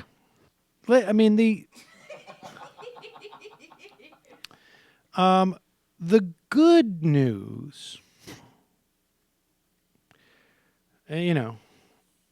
bated breath. Am I going to have to have an asterisk every time I say the good news? The less bad news is, again, that despite the intense desire Republicans have to destroy health care for as many people as possible, they are aware of the political dangers they may face in doing so. And maybe that's not great news. Maybe you want them to walk into something like this blind, but it's clear there's dissent amongst the Republicans when it comes down to some major policy upheaval. Now, it's true, the Supreme Court appointment is one of those things you can't reverse. And the sort of the degradation of our society and our agencies and our climate is something that you can't reverse. But you can reverse things like destructive healthcare policies. And in some ways, the Republicans may be doing themselves in. Here is, we've got 2 clips from that Republican retreat in Philadelphia. The first is Republican Representative Tom MacArthur from New Jersey. He is worried, suddenly, although I would be willing to bet my every single thing I own that he voted at least a couple of times to repeal Obamacare in the 50-some-odd votes that the House took. He's worried that the plans Republicans have to replace the Obamacare could destroy coverage for roughly 20 million Americans. Whoops about that. Here he is speaking to his fellow Republicans. My favorite part about these clips, too, is just like they're pleading for their colleagues to understand what's going on, and nobody seems to be paying too much of attention. Thank you. I also broadly support what we're trying to accomplish, but I do have concern about those that are affected the most. Phil Cassidy said yesterday, $317 billion will never replace $1.7 trillion. It never will. Pause it. 8%. He's talking about the bills that are being bandied about by the Republicans, and he says $317 billion is never going to replace 1 point some odd trillion. which is true. Those two numbers are very different from each other. And this is also going to be the debate about the high-risk pools. The numbers that they're talking about to fund these high-risk pools, based upon the way these risk pools have operated in the past, could literally fund the risk pools as they've been funded in the past for a matter of months, as opposed to the 10 years in which they're supposedly good. Well, it's an 8% reduction in cost. And my concern is that that broad reduction is not focused on those in employer-sponsored health care plans. It's not focused on those in Medicare or Medicaid, regular Medicaid, or TRICARE or VA care. It's focused on a narrow group of people, for the most part, 3 million people in Medicaid expansion and in the Obamacare marketplace. We're telling those people that we're not going to pull the rug out from under them. And if we do this too fast, we are in fact going to pull the rug out from under them. Congress, a different Congress, also invited states to expand Medicare, the Medicaid rolls. And they did that to the tune of 10 million people. And if we reverse that too quickly, then I think we're at risk of doing a bait and switch with the states. And both of those are going to play very poorly in the American public. So my issue is time. I recognize that we can't keep Obama's promises. They were wrong to begin with, and the system can't be sustained. But I think to try to get $1.3 trillion in savings quickly is a mistake. So let me just reiterate some of the key points he makes there. He said, I'm not talking about all the people who are covered by TRICARE, Medicare, Medicaid before its expansion, or by employer coverage. I'm talking about the people on the Obamacare exchanges and the expansion of Medicaid, which is really all the people who got insurance through Obamacare. Everyone else got better insurance. Insurance that could not be rescinded after a year. Insurance where it wouldn't have annual or lifetime caps. Insurance where they had to cover pre-existing conditions, et cetera, the regulations. And he's saying, we're telling those people that we're not going to pull the rug out from under them. And if we do this, we're going to pull the rug out from under them. And he says, we're also doing a bait and switch with the states because we invited them to expand and invest in their Medicaid programs, their expanded Medicaid programs, and we're going to screw them. So please, please don't do this. And why? Why, folks? Because it's not going to play well with the American public. You know, that's the beauty about being a Republican. You can skip the whole argument about, like, it's wrong. It's morally wrong. We're all on the same page here. We want people sicker, losing their health insurance, and destitute. But we can't do that unless we're elected. But they have a thing where they don't enjoy being sick and destitute. So we got to do this slow so they don't realize it. You know, the old frog and the boiling. Am I right? No, that was funny because that was actually one of the core arguments that they always would make about why, and this is how they think, why they would have no compromise or negotiation on any type of national health program, even one as conservative as Obama's, because as soon as you give people something, then it's really hard to take it away.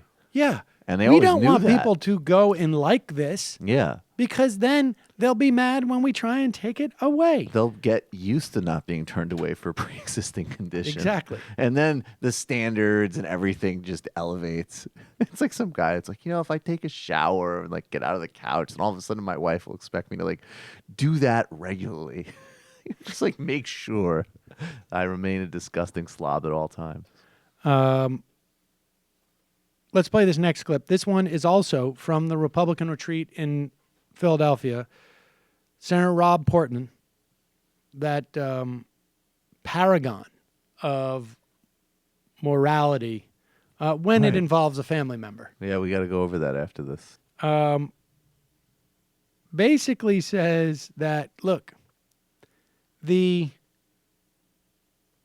the budget savings that you think that you're going to get are going to be needed to put a replacement in. In other words, we're either going to screw all these people and pay the price, or we're going to actually have to pay the price to not screw all these people. Here he is. If we are really going to be smart, we would have an entire idea where Bill Cassidy, yes, Pete Sessions, would put our plan up on the board. We've been trying to do this. But if you take the money away, we cannot pass what is right. So I would ask us to slow down. I've talked to 100 members in the House. Bill's talked to at least 50 members in the Senate. We ought to have an open, honest dialogue exactly where Chairman Brady was about the use of advanceable tax credits where people get the same advantage that every one of us do. If we listen, we can win the American people because they'll understand what we are. And I hate to think we're going to keep going down the road that's very prescriptive that says you got to do it now. And then we'll come and say, what did we do? We're going to cut ourselves off. I love that smattering of applause. I hate the idea that we would wake up the next day and say, what did we do? Certainly not. I hate the idea that we wake up the next day and say, hey, all of a sudden we ruined 20 million people's health insurance. No. Yeah, we're going to need this money for tax credits for our wealthy. Yeah. And then all of a sudden, we're not enjoying the tax cuts we're giving ourselves as much. Yeah, but that Portman, you alluded to it earlier. He's the guy who came out for marriage equality because was it his daughter or his son? One of his children. He had a kid who came out, and then he had this sort of empathy injection. So he's one of these people. Oh, it's his son. So we just need to get the kid off of health insurance, right, for a little while, and then he'll have somebody in his family get harassed by the police, and then like gradually he'll become progressive. Let's see here. Oh, all right. Lastly, apparently the White House has decided that they're going to do a favor for CNN, which is they're no longer going to send their surrogates or administration officials to go on to CNN. And look, I don't want to weigh in this and whatnot, but if you are a Nielsen family, you should say that you're watching CNN more than you used to. You can say you're watching other networks. Certainly, we all have our favorite networks. But if you really want to get under Trump's skin, they think that by not sending their surrogates to CNN, they're undercutting CNN's ratings, and you can prove them wrong. But here it is, President electoral, Mr. Donald Trump, Steve Bannon's assistant, announcing their CNN policy. I am very proud now that we have a museum in the National Mall where people can learn about Reverend King, so many other things. Frederick Douglass is an example of somebody who's done an amazing job and is being recognized more and more, I notice. Harriet Tubman, Rosa Parks. He's I guess this is a White House event honoring Black History Month, and Frederick Douglass, who's done an amazing job, is getting more and more recognition. In other words, I think it says that it means that, like, I recognize, like, I read his name somewhere. And if I've heard his name twice now in 6 months, he's getting more and more recognition. That's good. He has no idea what Frederick Douglass is. Go ahead. Douglass is an example of somebody who's done an amazing job and is being recognized more and more, I notice. Harriet Tubman, Rosa Parks, and millions more Black Americans who made America what it is today. Big impact. Big. I'm proud to honor this heritage and we'll be honoring it more and more. The folks at the table, in almost all cases, have been great friends and supporters. And Daryl, I met Daryl when he was defending me on television. And the people that were on the other side of the argument didn't have a chance, right? That's right. And Paris has done an amazing job in a very hostile CNN community. He's all by himself. And we'll have 7 people in Paris, and I'll take Paris over the 7. But I don't watch CNN, so I don't get to see as much as I don't like watching fake news. None of us watch it either anymore. But Fox has treated me very nice wherever Fox is. Thank you. So there it is. There is his commemoration to Black History Month, congratulating all the black people that he knows that defend him on television. Something about the name Douglas. But just think about the dimension. I mean, you know, we're reiterating the obvious, but just here's example number 5,643. Donald Trump honoring black history, particularly the most recent history of 3 black pundits who have been supportive of him. Let me just and say, also Fox News, which of course they don't have a single black host. I don't think. If I had known that the civil rights movement would lead to people defending me effectively on CNN, I would have been a much more avid supporter of it at the time. Totally a big league. You couldn't go through the front door to my dad's buildings, but we would find a way to get you apartments in the back. All right, this is late guys. breaking. According to Wall Street Journal, Byron Tao, Susan Collins will oppose Betsy DeVos on the floor of the Senate. So I don't know where all the Democrats are, but according to Al Franken, he thinks they're all going to vote against her. Heitkamp has been putting out videos against DeVos a lot lately. Oh, that's good. That's a really good sign. And if Susan Collins votes against her, that basically gives cover for every single Democrat to vote against her. So now you're at like 49, right? And is it Murkowski who also sent some signals about apparently her? Alaska has some problems, maybe. So we could see Betsy DeVos get voted down. It's going to be very, very close. I just want to add, because it's I think with the Sessions vote specifically, it's just important to chronicle this. So it's great that Collins is doing this. She introduced Jeff Sessions and vouched for his character. So remember who she is. Well, of course. Of course. Well, I'm seeing the Twitter. Thank you, Senator Collins. Thank you, Senator Collins, for you voting against someone who plagiarized on their questions. Yeah, exactly. Who literally stole the test answers. Yeah, exactly. Thank you for voting against someone who is demonstrably unable to do their job in any way, shape, or Can you form. imagine that? Like She didn't do that for him. What? That's the other thing. Oh, no, yeah, she didn't personally fill Yeah, out the exactly. form. Of course not. So she didn't do anything. But usually what happens is when they have questions, they probably participate some way in answering those questions. Oh, I wasn't trying to make it better. It's doubly bad. She couldn't even hire someone or find someone to fill it out without plagiarizing. Right, exactly. The guy who did it as a graduate of a charter school. So here is the Canadian NDP leader, Thomas Mulcair, debating about the refugee travel ban that Trump instituted. Remember, in addition to singling out those 7 countries and saying that who's ever part of the majority religion, coincidentally, these are all Muslim countries, majority Muslim countries, who's ever part of them, they can't come in. But if you're part of a minority religion, you can come in. Also, if you're trying to run from one of the most vicious conflicts we've seen in probably decades, a decade or two, a decade. Yeah, we're shutting the door on you. No refugees around here. Canada, of course, is just sort of, I imagine, broadly speaking, are just like, oh my God.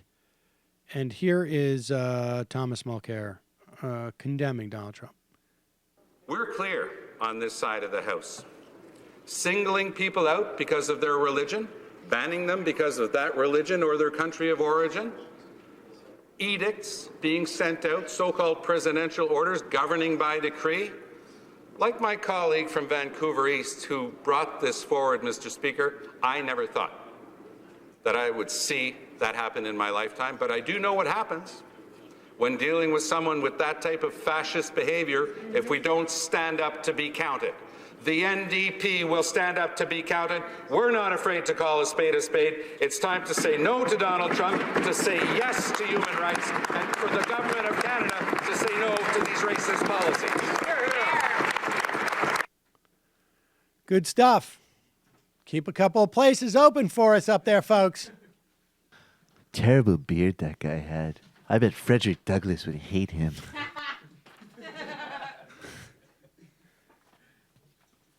Oh, my God. You know what I realized the way everything works in that voice is I don't remember what the quote was, but I happened over the summer. It was very rare that I would do something like this, but there was some quote from like, it literally was like Aristotle or something on leadership or something. It was very, very highfalutin, but it described Trump and the nature of it perfectly. And it's getting all these likes. And Matthew Film Guy just commented on the status of Facebook, and he's like, "Yeah, I don't think he ever built a business. He's a total loser." It's just it works for everything. That's part of how insidious it is. Hugo Ball, please ask Mr. Tribe if he knows the whereabouts of my billfold that I mislaid in the suburbs of Los Angeles. I got to get it. Got to get it. What are you talking about? Is he confusing Tribe with Alan Dershowitz? Tribe was not on the OJ defense team. A Square. Majority Report. Some days I wake up and I still have to remind myself this is all real. The protests this weekend were inspiring, important, encouraging. While I agree that Dems need to block all nominations, I worry about path forward simply reacting without a plan and strong leadership. How do we effectively primary the no-spine Dems and regain the Senate in the midst of Bannon's Operation Chaos? Maybe you can get Ellison on the show. We'll see.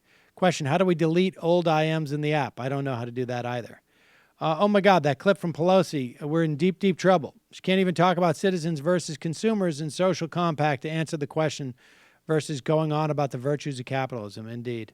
Atlas plugged. Übergruppenführer Trump and President Bannon.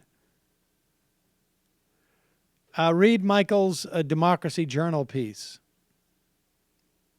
Did you put that on the blog? No. Put that on the front page of the blog thing. Alex, what do you all think of Democratic SCOTUS opposition strategy of the only nominee we will confirm is Merrick Garland? Then some talk about how he's middle of the road, super qualified, and sail through. Maybe would have worked better if they'd said that since November. I think they should just say we're following the McConnell rule, which means that we can't vote for we can't vote. Attorney Andrew saw the Gorsuch nomination last night. Instead of screaming fuck out the window for the next 35 years, I've decided to bury that anger deep down inside. So hopefully I die from a tumor in 25 years. Every attorney I know, I've heard the exact same thing. What I've just articulated is a better strategy than anything proposed by those that thought Garland was the fucking same or worse than any Republican nominee. I know. Just morons. God damn it. In these sticks, my son, a gay 20-year-old, cybersecurity, soon-to-be grad, will now probably make the 200-mile trek north to Canada because he values human rights and his rights, but also realizes the Trump administration is completely unprepared for the cyber attack to major systems. Rick effing Perry will oversee nukes and national labs. We should all be terrified. Joseph Ballin. Trump's SCOTUS pick literally wants to turn America into a subsidiary of Koch Industries, but that's not shocking at all. I agree with Senators John McCain and Ted Cruz. We don't need a SCOTUS judge for 4 years. Yesterday, Trump officially became a war criminal, killing 30 civilians in Yemeni raid. This alone should be grounds not only for impeachment, but international war tribunal for Trump and his administration in The Hague. Don't any of you Trump concern trolls act like we were silent under Obama. I took so much shit for some of the aims when Obama cried over the dead Sandy Hook children, and I stated I wonder if Obama ever cried for the hundreds of kids he killed in the U.S. drone strikes. It's exactly why Obama didn't prosecute Bush for administration war crimes, because they knew if they did, the next administration would do the same for them. I also believe Bannon will stage an attack or allow things like 9/11 happen. I don't put anything past this regime. I kind of don't either. Passive-aggressive progressive. Indivisible has created a free audio version of their guide. Do you think MR could post it in the feed for the podcast? Yes. Let's do that. Best of Left did this last week, and Jay is encouraging other progressive podcasts to do the same. We should definitely do that. Okay, it will be the URL, obviously, not the actual link, because we don't do that anymore. No, you missed it. We're going to post the audio. Oh, you literally post. Oh, I totally missed that. Oh, cool. We'll figure out what day to do that. Maybe we'll do that over the break, or we'll see. We'll figure out. I'm happy now. Have you read this article about big data and how Trump won? Cambridge Analytics is the company. Bannon is on the board. Next week's Two Dope Boys in a Podcast. I've read that. I've read that that's also a little bit BS. But the frame of how they're saying that this is the only reason he won is a major overstatement, but it is a significant firm. Libertarian Jerry Seinfeld, what's the deal with playing chess? What's the deal with everybody's concerned about Steve Bannon? Meanwhile, I can't make jokes about lesbian undergrads at colleges anymore. What have we already lost? Freedom! Be silly. First question for Gorsuch nomination hearing. Aside from legal interpretation, what are just your personal feelings regarding the morality of receiving stolen property? Indeed. There should be a question. There's no doubt. There should be a question. Do you feel, in fact, I think every Democratic senator should ask, do you feel that your becoming Supreme Court under these circumstances undercuts the credibility and the viability? I mean, he wrote this. Let me find this frickin' thing. He wrote this, ladies and gentlemen. Give me 1 second. Here we go. National Review Online, originally published in 2005.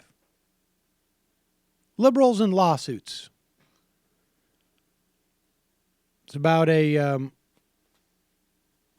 Washington Post columnist who wrote that liberals should not rely on the courts so much. I'd vote against him based on the title of that article alone. Right. But he writes down at the bottom, at the same time, the politicization of the judiciary. This is, again, I want to make this clear. This is Neil Gorsuch writing in 2005. He was just an attorney, a lawyer in Washington, D.C. The politicization of the judiciary undermines the only real asset it has, its independence. Judges come to be seen as politicians, and their confirmations become just another avenue of political warfare. Respect for the role of judges and the legitimacy of the judiciary branch as a whole diminishes. The judiciary's diminishing claim to neutrality and independence is exemplified by a recent historic shift in the Senate's confirmation process. He wrote this in 2005. There has been no greater shift in the Senate's confirmation process than the refusal of the Republican-controlled Senate to even hold confirmation hearings for Merrick Garland, to even hold hearings for almost a year. There was no precedent for it. There was no greater change. So he should be read back this quote and asked, do you think, Judge Gorsuch, that by taking this spot, respect for the role of judges and the legitimacy of the judiciary branch as a whole is diminished? Do you still agree with what you wrote in 2005? He should have to answer that question over and over and over again.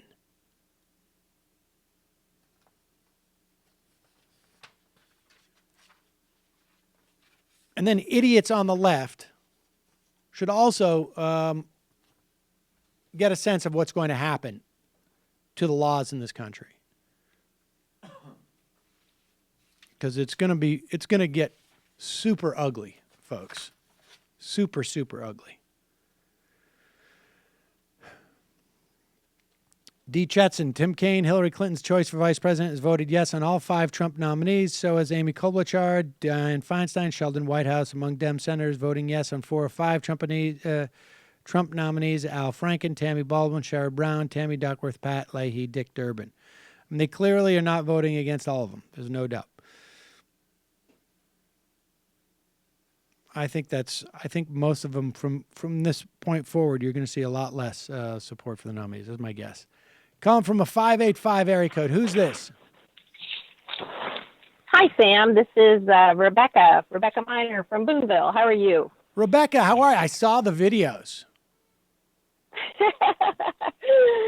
The luge looks fun, doesn't it? Yeah, man. Wow, you guys live in the woods.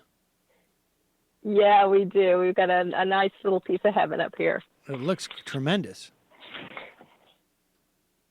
So I just left about, I just left about 45 minutes ago from a press conference that was held at the Mohawk Valley Refugee Center in Utica, New York.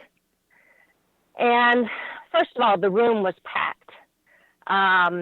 And they asked those of us that are involved in the Oneida County Democratic Party and people that are involved in citizen action, they sent out an email to all of us saying, please come out and support the Refugee Center. And there were representatives, state and federal representatives. There were representatives from Tenney's office and from Schumer's office that were also there. Huh. And there were some tough questions that were asked of the representatives, and it was actually really funny because Tenney's representative just sat very quietly and didn't say a word, which was funny. Well, it's good because word is getting back to those offices, right? I mean, absolutely. They're going to be aware of just how activated people are, and it's really it's almost more important at this stage for guys like Schumer to be aware of this because it puts them on notice. I actually spoke with his representative, the guy that he sent, and I spoke with him personally, and I said, I hope that you understand that the paradigm has shifted and that we're really expecting him to be tougher. And he said he's definitely getting that message. He said, we're getting just bombarded with calls, and he is definitely feeling the pressure and understands. So I was happy to hear that.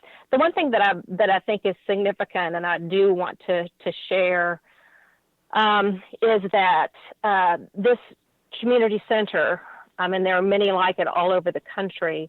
They support refugees, and they're having to lay off staff now because they get paid, they get funds per refugee that arrives. And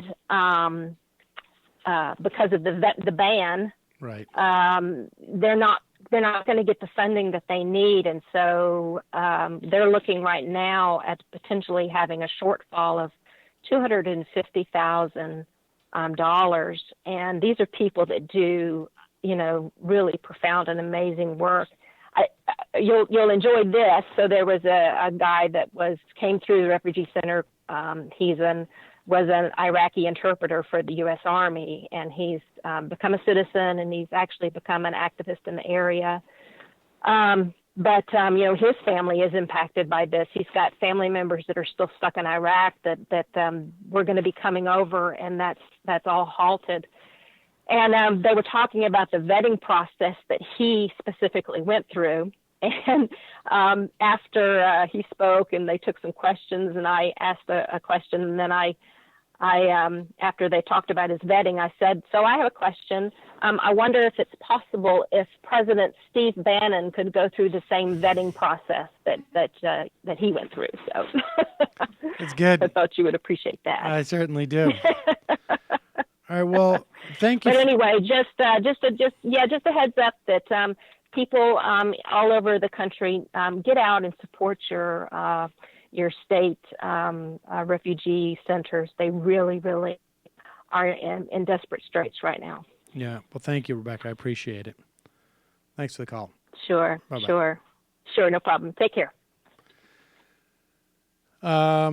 Just seeing reports that Iran had launched a missile the other day, and now Flynn, now that he's off, who was our U.S. National Security Advisor, now that he's off Twitter, is saying that Iran is destabilizing, I guess, our relations. That basically they tested a missile which still is technically inside the agreement, as far as I understand. That was another thing that actually people tried to use to undermine the agreement. That was one of the sort of poison pills they tried to put in, which is that this has to apply to missile testing as well, not just the actual nuclear technology. So they tested something. They say it's inside the agreement, and now Flynn is saying that the administration is quote unquote officially putting Iran on notice. There you go. So Dad. Another I can't wait to no difference thing, and I swear can't to God, wait till they trot out Hillary Clinton to drop the bomb on Iran. If I was just gonna say that, don't tweet that at me. Don't tweet me that shit. That woman helped facilitate the deal, as obnoxious as that comment was and as dangerous. Don't tweet that nonsense. You know, that's how stupid and relentless that was. That was literally the first thing that had crossed my mind too. It's like we have a lunatic trying to edge us towards a major conflict in the Middle East, and I know that there's a certain contingent of people who go, "It's Hillary said it. Look at the clip from AIPAC."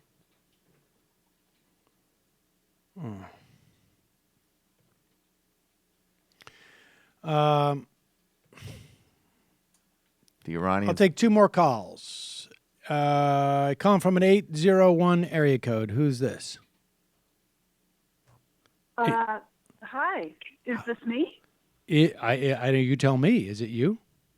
Oh, hi. Oh, I'm just surprised that I got through.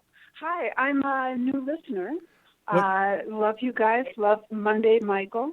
And my comment was a little tangential, but I would hope you could address it. Sure. What's your name? Watching. Who is this? Kelly. All right, Kelly. I'm Kelly in Salt Lake City, Utah. Hi, Kelly. All right, so go ahead. And What's your comment? I was watching the video of Trump making his announcement of the temporary attorney general from the White House, and I thought it was interesting that they apparently built a stage for him because he stepped up onto a stage with these people, and I've never seen that in a presidential address. You know, they come down the hallway and they go to the microphone and they start speaking, but Trump needs a raised platform. He took about 3 steps up. He was, and I've been kind of interested in following this guy's ego, and I thought that, I just thought it was strange. No one else seems to be, have noticed that, but I thought it was, have I missed it? Do other presidents do this? I don't know, but it would not surprise me in the least that he would do something like that. I don't know that other presidents, I can't really recall, to be honest with you, but would it surprise me? No, of course not. No. And we're going to see a lot more of that. And that's, yeah, I mean, people need to be aware of these things, these subtle things that he's attempting to make himself more regal, more authoritative. Frederick Douglass goes used on. to do that too. He Right. used to have platforms. Great guy. Authoritarian. Where's Rudy Giuliani? Where is he? Oh, Where's there Rudy? he is. Okay, he's in front of me. Sorry. You're so couldn't- small. I didn't even couldn't see see you you. clearly because of how elevated I am over you. Well, Kelly, I appreciate the call. And How thanks did you for find listening. out about the show? Oh, just kind of going around on YouTube. I've only post-election, as I've been going around trying to find political commentary, and I think you guys are brilliant. Oh, well, so thank you. I'll be listening a lot more. Thanks, Kelly. Appreciate it. Okay. Bye-bye. Thanks for taking the call. Bye. All right, final call of the day, ladies and gentlemen. It's a call from a 917 area code. Who is this, and where are you calling from? Hi, this is Paul calling from Queens. Hello, Paul. What's on your mind? I really liked, you guys have a great show. Thank Also a new listener. I was How did you listening find to us? the show on Monday. Also, well, YouTube recommended you guys. Oh, They were, all right. from all my other searches. Great. But yeah, you're great. I've been listening for like a month or two. I listened on Monday. It was a really great interview with Scott Alton. Uh-huh. Michael had. Yeah. Yep. And I really liked it because he was talking about how, like, I guess the search for meaning is very important in a lot of Trump supporters' lives, and kind of like keeping sort of, whether one calls it internalized oppression or whatever, keeping the gender roles or whatever that is, there's this huge emotional component to the Trump support. And like we talk a lot about tactics, and policy, and those things are super important, and it's great to listen to. But I also think it would be great to have more guests that can sort of talk to that, like George Lakoff and Drew Weston kind of got into that. And there's a really good book about inequality. I'm a little nervous right now. Sorry. No, no need to be I guess, they say... Yeah, What is they the book? say it's called The Spirit Level. And it's an amazing book because it approaches inequality from a public health standpoint. Huh. And it thinks about inequality not just from an economic standpoint, but also just like a psychological standpoint.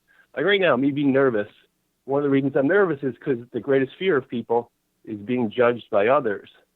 And if we can sort of think about that, on mass, like how inequality messes with our minds because we're so like wanting to be above this guy, below that person, like all this, and Trump, all of his narcissism and status stuff just falls in line with that. I don't know. It would be great if I know all policy stuff. Can I just love recommend really briefly before you sign off? Yeah. I did an interview about 2 years ago with Daniel Goleman on wealth inequality and basically the rich and lack of empathy and how that happens from a psychological research point of view.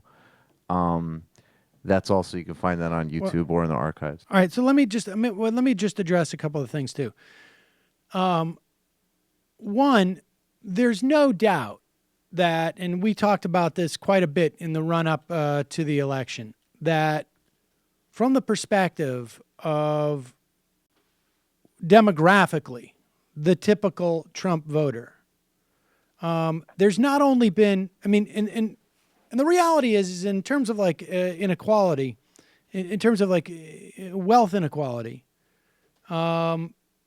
there's, I think, probably more of those people who are on the lower end of the income spectrum voted for Hillary Clinton. It's quite possible that people who have seen their fortunes sort of reverse relative to their parents, it's conceivable that there was a significant number of those people who voted for Trump.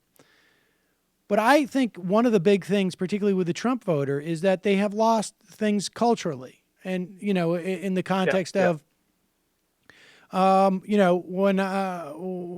my dad grows up, maybe even, me as a child, I'm watching television, all the protagonists on the shows themselves are generally white males. Certainly in the commercials, it's always being sold to white males or white females as moms or mothers, right? I mean, they were very specific, very easily definable roles that put white people in the center of the universe. And, Mary Tyler Moore just passed away, and the idea that 1970, whatever it was, 73 or something that her show was on, how radical that show was. The whole story was built around the notion that she's a woman and she's just going off on her own. I mean, the ladies work here. And I think there is a real sense of loss that is not just economic, but the economic aspects of it may enhance it and intensify it, of social stature amongst white males in particular. And, you see that play out in a myriad of different ways, including in terms of health impacts, right? I mean, we had that year, it didn't follow up in 2016, apparently, or 2015, but we had a year where white men, ages, I think it was 40 to 50, their life expectancy dropped for the first time in, I don't know, decades and decades and decades. And a big part of that was a function of drug overdoses, frankly. And, you could argue that that is also a function of both pharmaceuticals pouring opioids into certain areas across the country, but also a function of white males feeling like things are reversing for us. We're our entire narrative is about loss, whether it's economic status or social status or cultural status, et cetera, et cetera. I mean, I think all that's true. I've done many interviews with Drew Weston and with George Lakoff.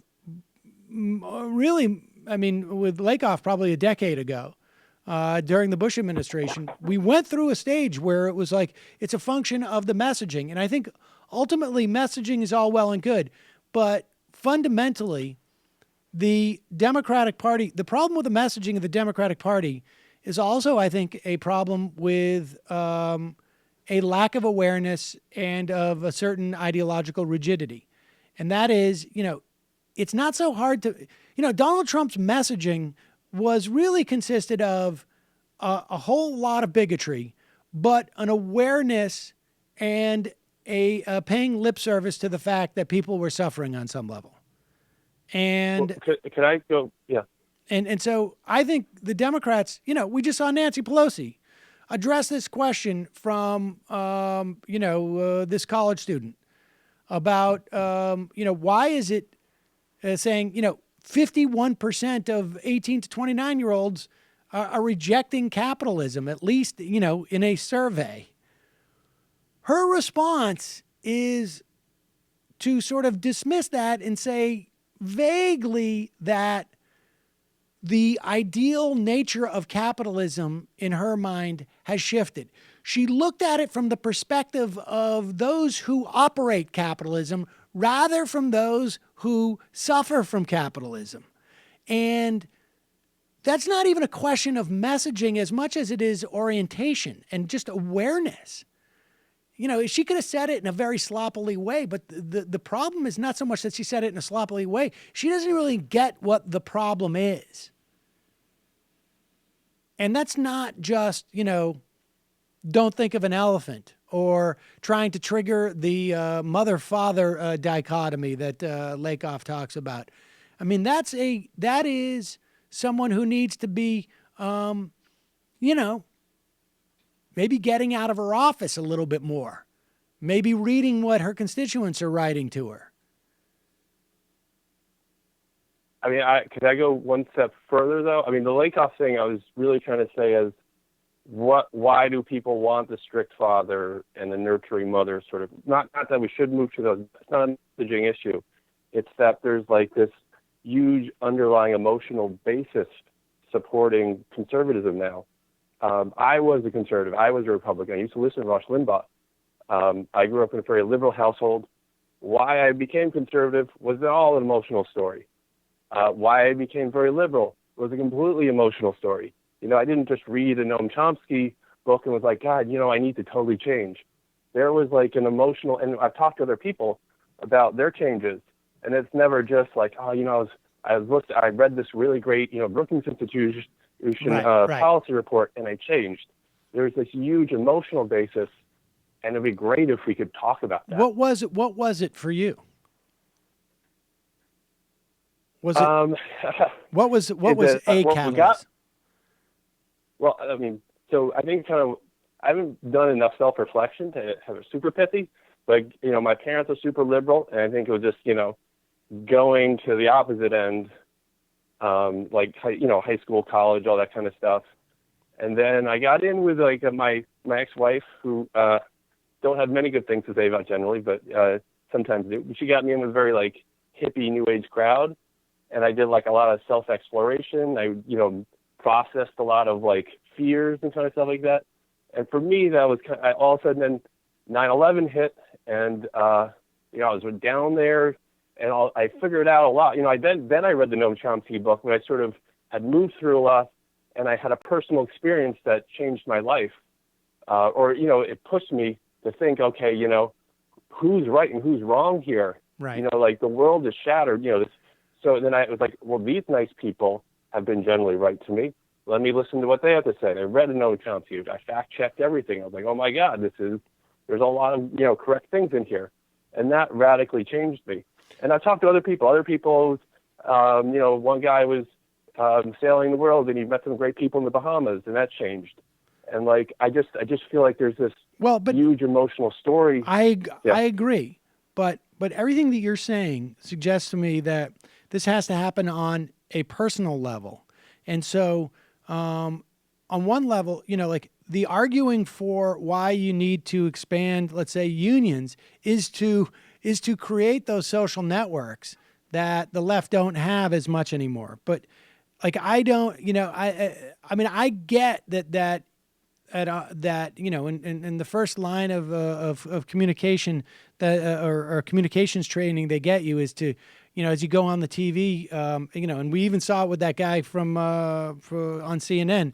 You talk about your kids, and you say, your kids fortunately look like you be self-deprecating. My kids look like my wife instead of me, and that's good for them. They're lucky. I mean, you try and get into the circle, whatever it is, so that you can build that sort of level of trust.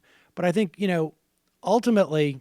But I think there's value in it. I mean, there's no doubt there's value in it, and I think. But I just I don't know. I'm a little skeptical of the messaging at this moment, and the idea of being able to create the emotional catharsis that you went through people in your life, and then ultimately you read that Noam Chomsky book. I mean, I think to a certain extent. What folks like we can do is be there when people go through that emotional catharsis. Dude, you're missing a really obvious point, which is that the DNC and other related groups need to do a massive investment in New Age wives. Obviously. Yeah. All right. Well, listen, I appreciate the call, and I'll Thanks. look into what those guys are doing these days. All right. Thanks, Mike. Bye. All right. Couple of IMs, and then we'll get out of here.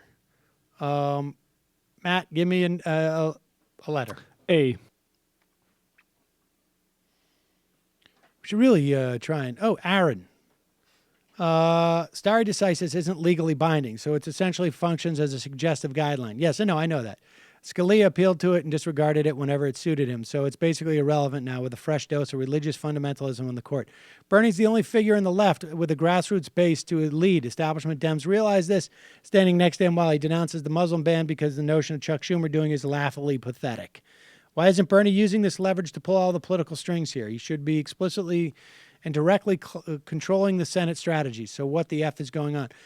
I mean, I'll be honest with you. I think, based upon my understanding, is that, he's staffing up, that he's never operated in this fashion before. It is a relatively new phenomena that is only, a month, 2 months old for him to have this type of authority. Fidel and Che did power. not learn how to govern Cuba overnight. We've known that what's-his-face is going to be president for a couple of months, and I'm still feeling like, not even settled as to even how we should do the show on a regular basis. So, it's going to take a little time. If it happens. Kelly, letter. J. That's what I'm talking about. Mix it up a little bit. J.P. Weaver, staff impressions. Why does Michael's impression of Sam sound like Woody Allen? Because he's in. Because why not? Michael. F. Frankie B. How likely is it a Trump impeachment would disconnect the GOP from its voter base? Heavily. That's why I think it's much less likely than people seem to think it is. And they would only do it in literally if it was Trump is caught naked or maybe the P video, but maybe not. It depends. Matt. F.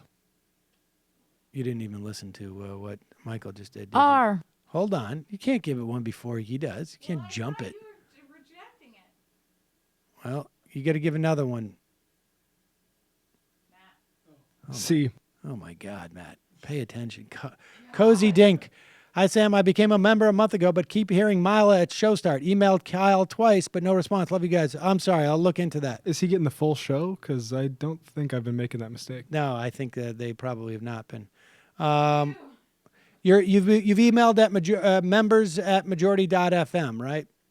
I'll check in on that. Kelly. Said R. Ready to fight. Hey, guys, love the show. Had a thought. The right's main tactic that got us here to suppress votes. Is fair to say the left should be participation distributing info? That definitely helps. Is there a type of centralized institution on the left that connects overlapping causes, goals? Something like the NFL to unify the message? Just a thought. Keep up the good work, you bunch of cucks. And Michael. Oh.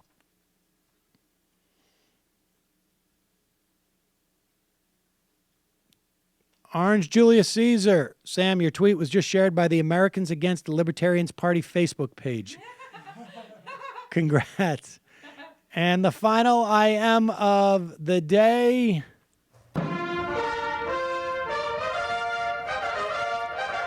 Lawn Chair Media. I tweeted at Michael after his response to my IM about publishing immigrant crimes. The point is, in general, get them produce their own information and own studies free from the media Democrats. The only two outcomes they cook the numbers or produce information that is counter to their narrative. Either way, it exposes them as frauds. Thoughts? We'll talk about it another day. Thanks so much. See you tomorrow.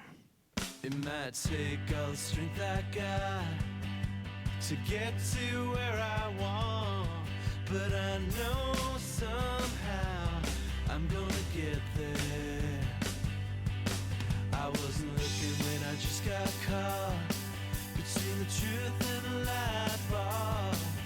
But finding out won't make me feel any better. Yeah, I know the clock is ticking, but the meds are gonna kick in, and my pilot light shining bright. I guess somewhere the choice was made for the option where you don't get paid, for the road that bends before it finally breaks you. I guess somehow I lost my drive between the 101 and the 5.